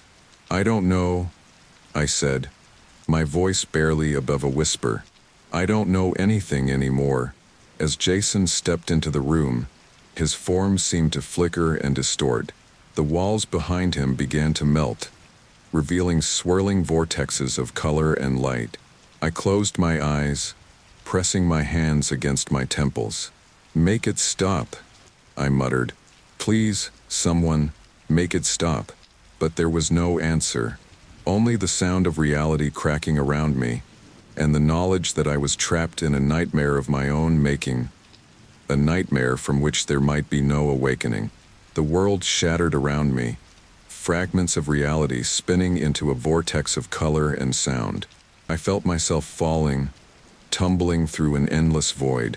Just when I thought I couldn't take it anymore, everything stopped. I landed hard on a cold, white floor, gasping for breath. I looked up to find myself in a stark, featureless room. The walls, snore, and ceiling were a uniform, blinding white that seemed to pulse with an inner light. As I struggled to my feet, I noticed a figure standing across the room. My heart nearly stopped as I realized I was looking at myself, but not the disheveled, wild-eyed version I'd become. This was me as I used to be before the experiment, before the flux. Clean-shaven, clear-eyed, wearing the clothes I'd had on the day I volunteered for the dream study. "Hello, Mike," my doppelganger said, his voice eerily calm. "I've been waiting for you." I backed away, my mind reeling. "What is this? Who are you?" He smiled, but it didn't reach his eyes. "I'm you, Mike. Or rather, I'm the part of you that remembers the truth." "The truth?" I echoed, my voice hoarse. "What truth?" My other self gestured, and suddenly we were surrounded by floating screens, each showing different moments for my life, or what I thought was my life. I saw myself in the lab, taking the experimental drug. I saw the world start to warp and change around me. I saw my desperate attempts to cling to reality. "You've been trapped in a loop, Mike," my doppelganger explained. "Caught between realities, unable to fully wake up or fully let go." I shook my head, trying to make sense of it all. "But the experiment, Dr. Chin, it was all real, wasn't it?" He sighed, his expression turning sad. "Yes and no. The experiment was real, but not in the way you remember it. Let me show you." With a wave of his hand, the screens converged into one large display. I watched as a scene unfolded me, strapped to a bed in a high-tech lab, electrodes attached to my head. Dr. Chun stood nearby, monitoring a bank of computers. "Subject is entering REM sleep," Dr. Chin's voice echoed through the white room. "Initiating dream insertion protocol." I watched in horror as my body on the screen began to convulse, my eyes moving rapidly behind closed lids. What did they do to me?" I whispered. My doppelganger's voice was gentle but firm. "They were trying to create a form of lucid dreaming that could be controlled externally. The goal was to be able to insert specific scenarios into a subject's dreams, to study the effects on the subconscious mind. But something went wrong, I guessed, a cold dread settling in my stomach." He nodded. "The drug they used was too potent. Instead of creating controlled dream scenarios, it fractured your perception of reality itself. You became trapped in a state of perpetual dreaming, unable to fully wake up." The screens shifted again, showing a montage of my experiences over the past. How long had it been? Days? Weeks? Years?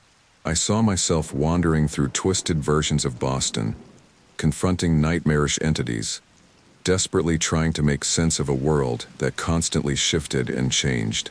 All of this, It was just a dream? I asked, my voice barely above a whisper. Not just a dream, my other self corrected. A series of interconnected dream states, each bleeding into the next. Your mind, trying to make sense of the conflicting signals it was receiving, created elaborate scenarios to explain what was happening. I felt my legs give way, and I sank to the floor, overwhelmed. How long? I managed to ask. How long have I been trapped like this? My doppelganger's expression was one of deep sympathy. In the real world, it's been about 3 weeks since the experiment began. But in your mind, time has no meaning. You've lived through countless scenarios, each feeling like days or weeks.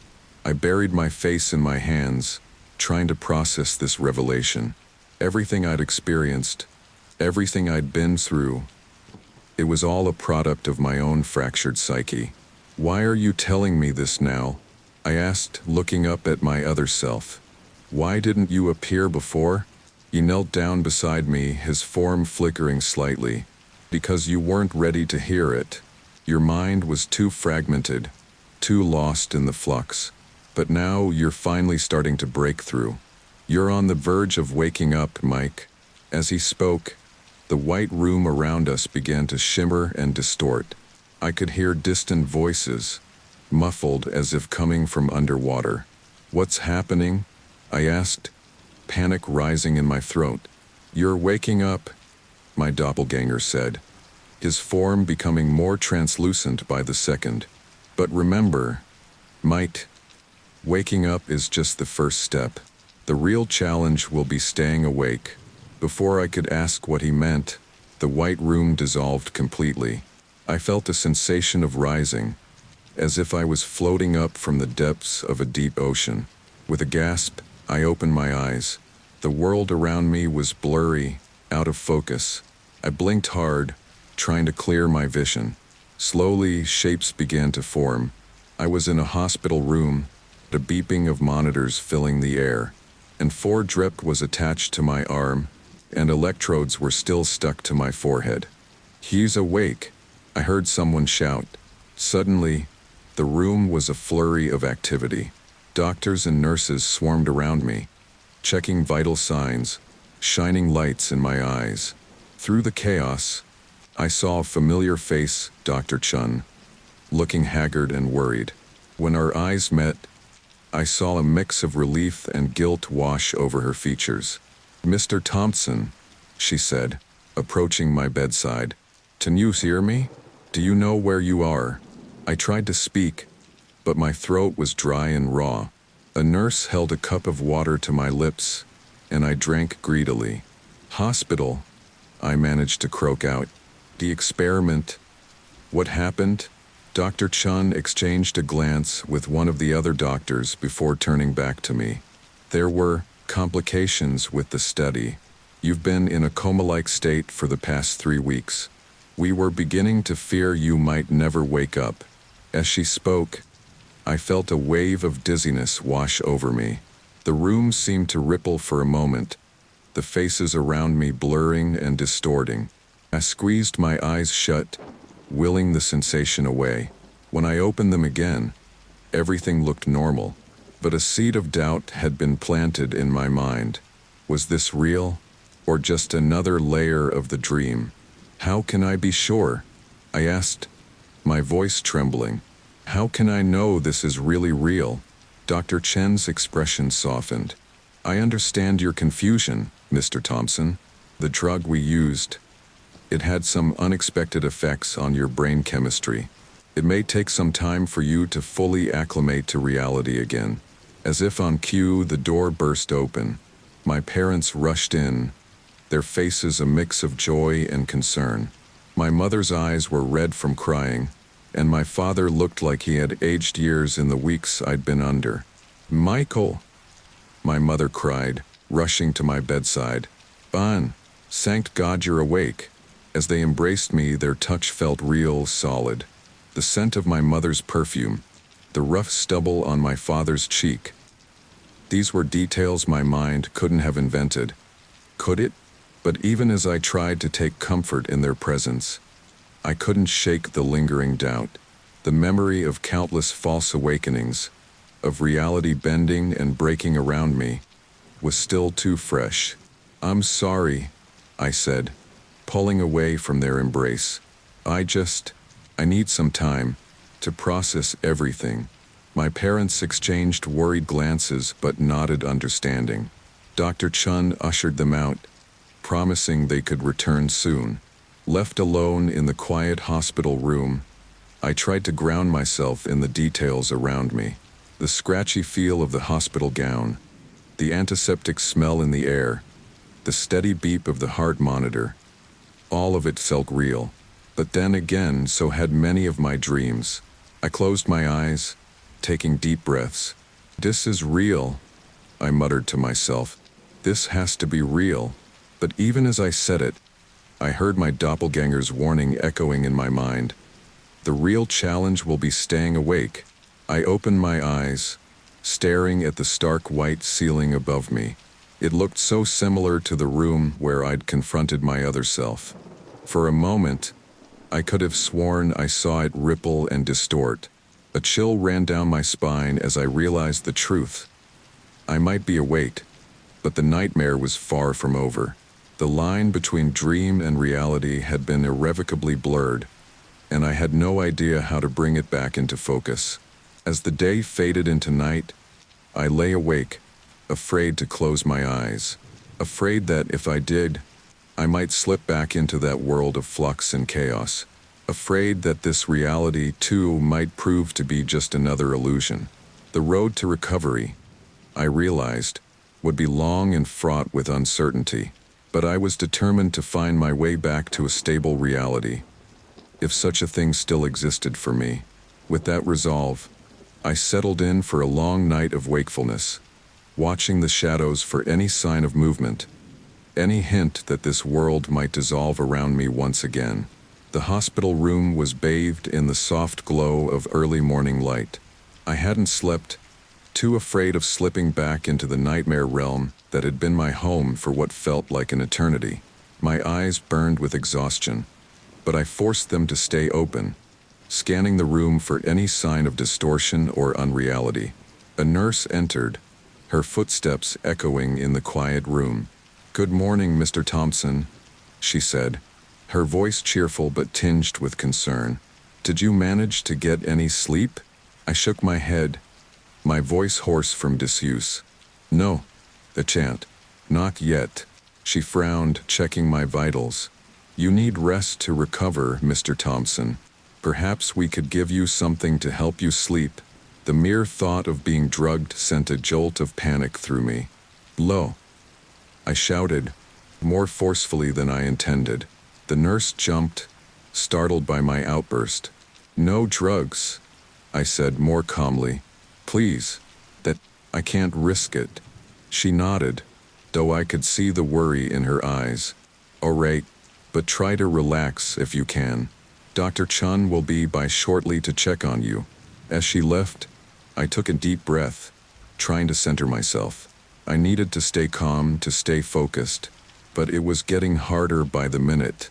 The lack of sleep was taking its toll, and the edges of my vision were starting to blur.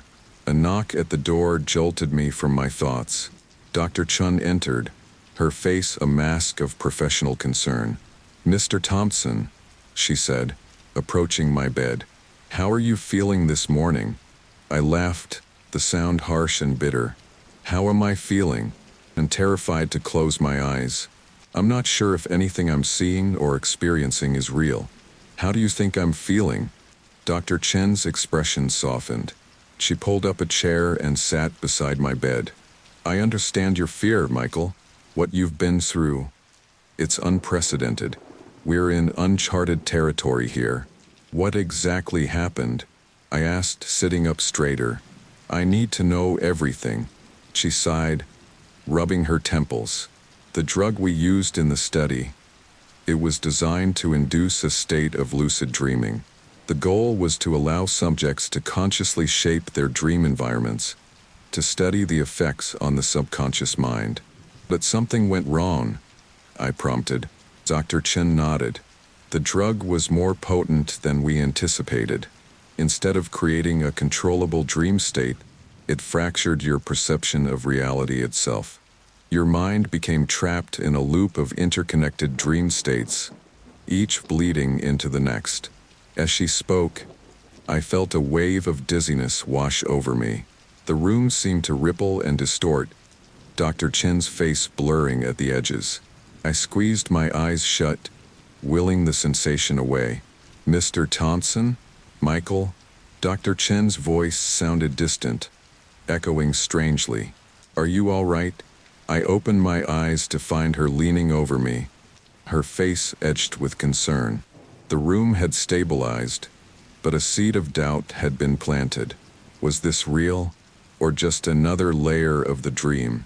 I don't know, I admitted, my voice shaking. Sometimes, everything still feels wrong, like it could all fall apart at any moment. Dr. Chen's expression was one of deep sympathy. "That's to be expected. Your brain is still adjusting to reality. It may take time for the effects of the drug to fully wear off." "How long?" I asked, desperation creeping into my voice. "How long until I can trust what I'm seeing, what I'm feeling?" She shook her head. "I wish I could give you a definitive answer, but the truth is we don't know. This is new territory for all of us." As if to punctuate her words, the world around me began to shift again. The walls of the hospital room seemed to breathe, expanding and contracting like a living thing. Dr. Chen's face morphed, her features rearranging themselves into impossible configurations. I closed my eyes, gripping the sides of the bed. "Lo, imodarat. Lo, lo, ilo. This isn't real. It can't be real. Michael." Dr. Chen's voice cut through the chaos in my mind. "Michael, focus on my voice.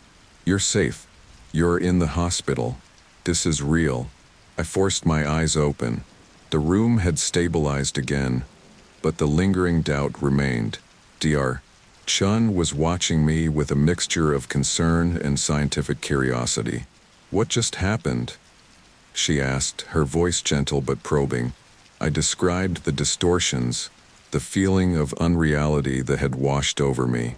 As I spoke, Dr. Chen took notes, her brow furrowed in concentration. "It seems the effects of the drug are still lingering in your system," she said when I finished. "But the fact that you're able to recognize these episodes as unreal is a good sign. It means you're starting to differentiate between reality and the dream state."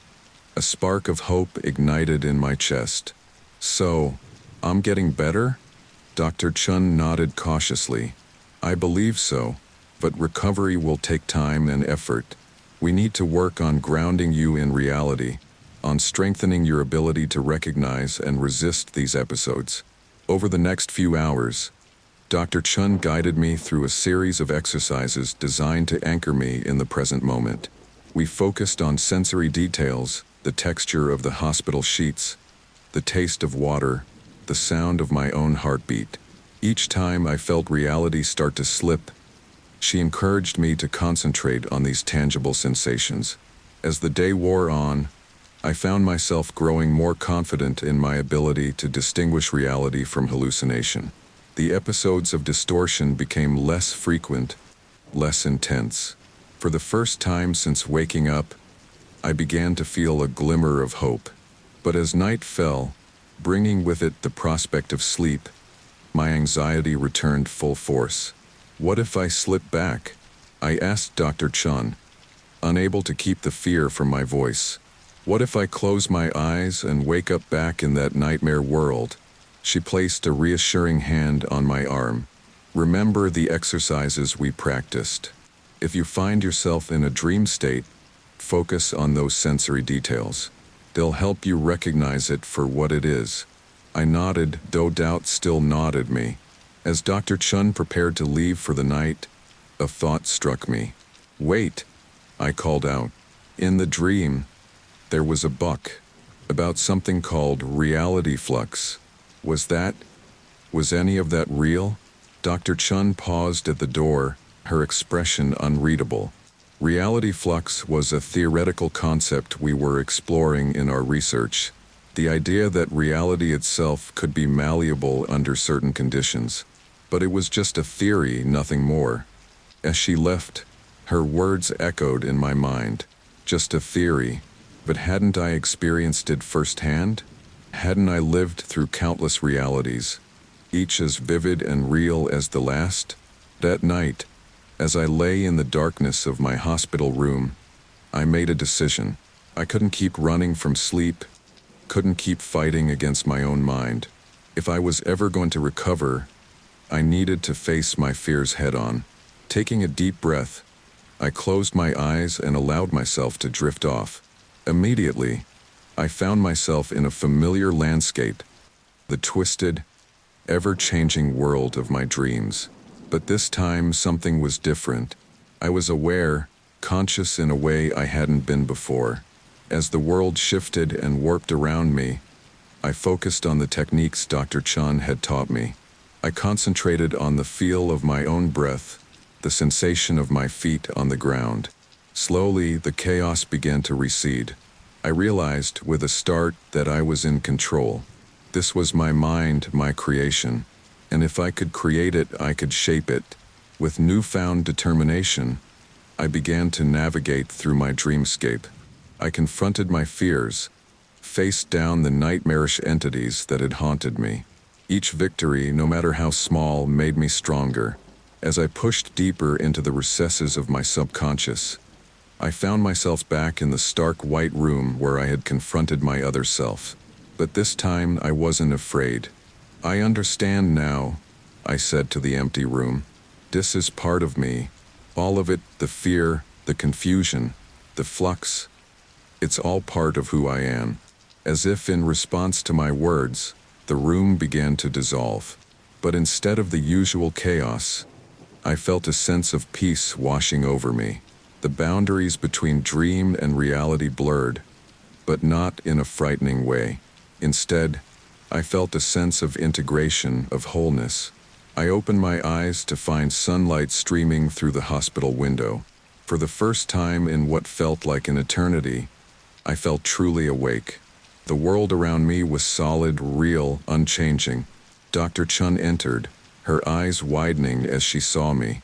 "Michael, how do you feel?" I smiled, the expression feeling foreign but welcome on my face.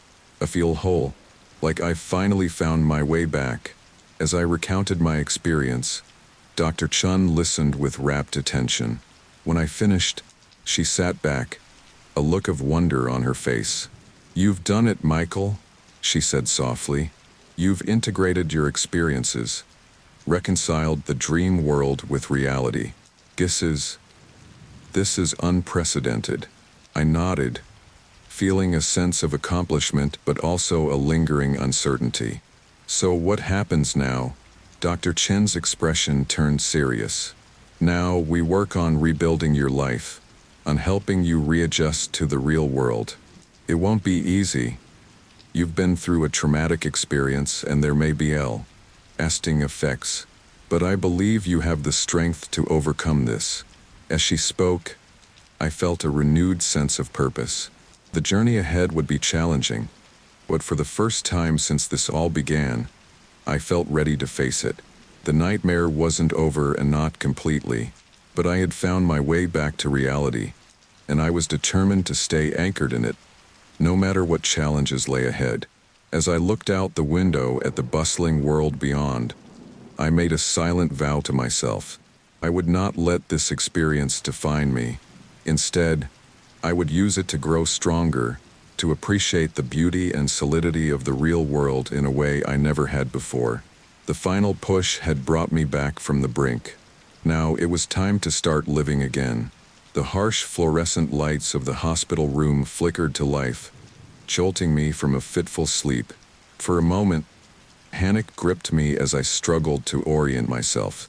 The sterile white walls, the steady beep of monitors, the antiseptic smell, it all felt too familiar, too much like the countless false awakenings I'd experienced in my flux-induced nightmares. I took a deep breath, focusing on the techniques Dr. Chun had taught me. The rough texture of the hospital sheets against my skin, the cool air from the vent above, the dull ache in my arm where the four was inserted. These sensations grounded me, anchoring me in what I desperately hoped was reality. A nurse entered, her smile warm but tinged with caution. "Good morning, Mr. Thompson. How are you feeling today?" I managed a weak smile in return. "Better, I think. More present." She nodded, checking my vitals with practiced efficiency. "That's good to hear. Dr. Chun will be by shortly for your morning evaluation.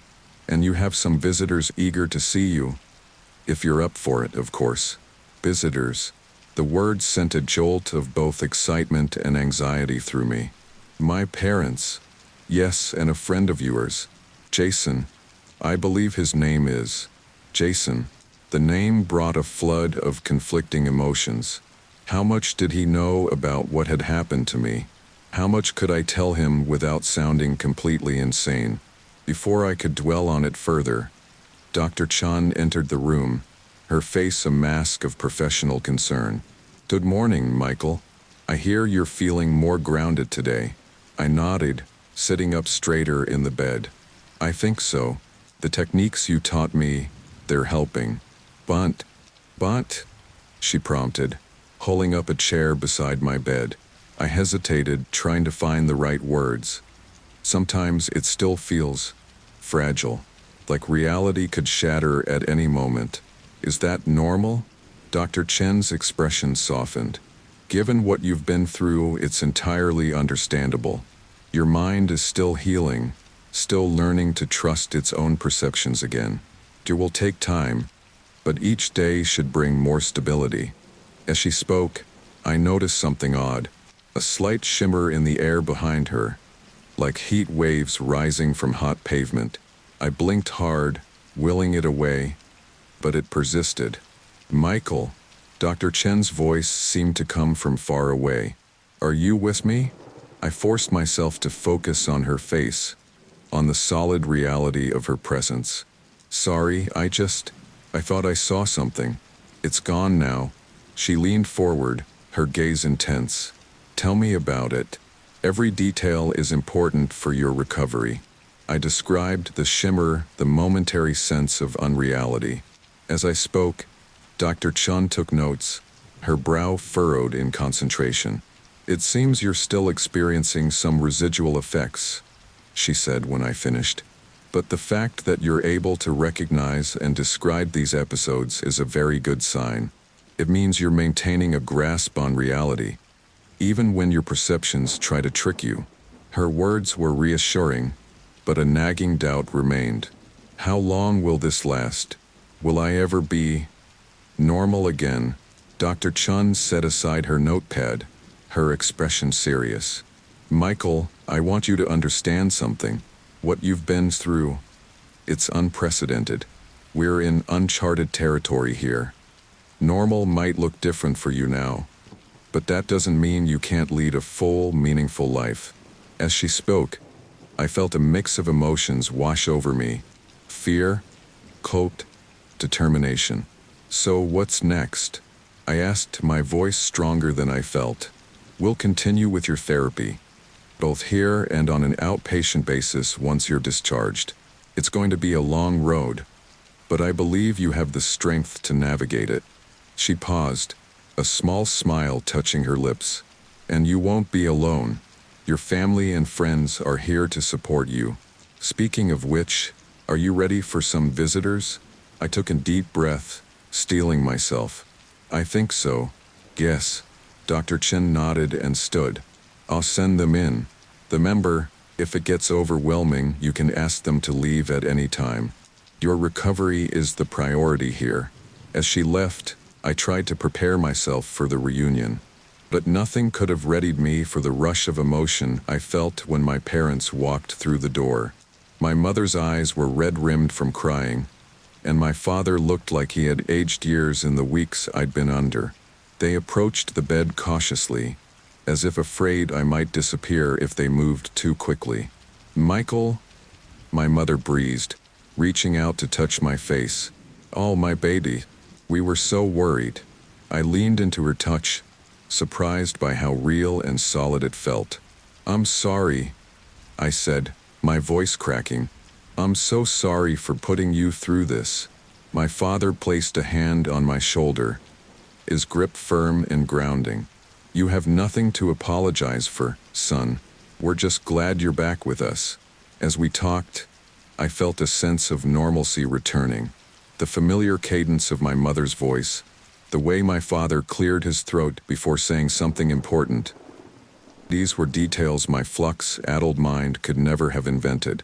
But just as I was starting to relax, I noticed something odd. A flicker in the corner of my eye, like a glitch in a video game. I turned my head sharply, but there was nothing there. "Michael," my mother's voice was laced with concern. "What is it? What do you see?" I forced a smile, not wanting to worry them further. "Nothing. Just still getting used to being awake, I guess." They exchanged a look I couldn't quite decipher. Before I could dwell on it, there was a knock at the door. Jason poked his head in, his usual easy grin replaced by a look of nervous anticipation. "Hey, Mike," he said, stepping into the room. "Good to see you vertical, man." The sight of my best friend brought a rush of conflicting emotions. How much did he know? How much could I tell him? "Jason," I said, my voice hoarse. "Thanks for coming." He approached the bed, his movements cautious. "How are you feeling?" I mean, stupid question, Bray. But you know what I mean. I managed a weak laugh. "I'm getting there. It's all still a bit surreal, to be honest." Jason nodded, his expression serious. "I can't even imagine, man. But hey, I'm here for you. Whatever you need." As we talked, I felt myself relaxing further. The solid presence of my family and friend, the normalcy of their conversation. It all felt wonderfully, blessedly real. But then, just as I was starting to truly believe I was back, I saw it. The amulet, the same one I'd seen in my flux-induced nightmares, pulsing with an otherworldly light. It was sitting on my bedside table, as if it had always been there. My breast caught in my throat. This couldn't be real. The amulet wasn't real. It was just a figment of my fractured psyche, a remnant of the flux world. "Michael," my mother's voice seemed to come from far away. "What's wrong? You've gone pale." I couldn't tear my eyes away from the amulet. Do you see that?" I asked, my voice barely above a whisper. "See what, honey?" I pointed at the bedside table, my hand shaking. "The amulet, right there. Please tell me you see it." The room fell silent. I looked up to see my parents and Jason exchanging worried glances. "There's nothing there, Mike," Jason said gently. "Just the water glass and your meds." No, this couldn't be happening. I squeezed my eyes shut, willing the amulet to disappear. When I opened them again, it was still there, pulsing with that eerie light. "I need to speak to Dr. Chun," I said, my voice shaking. "Now?" My father nodded, looking relieved to have something concrete to do. He left the room to find the doctor, while my mother and Jason hovered uncertainly by my bedside. When Dr. Chen arrived, I described what I was seeing, my words tumbling out in a panicked rush. She listened intently, her face a mask of professional concern. "Michael," she said when I finished, her voice gentle but firm, "there is no amulet. What you're experiencing is likely a residual hallucination, a leftover from your time in the flux state." I shook my head violently. No, it's too real. I can see it so clearly. This can't be. I can't still be."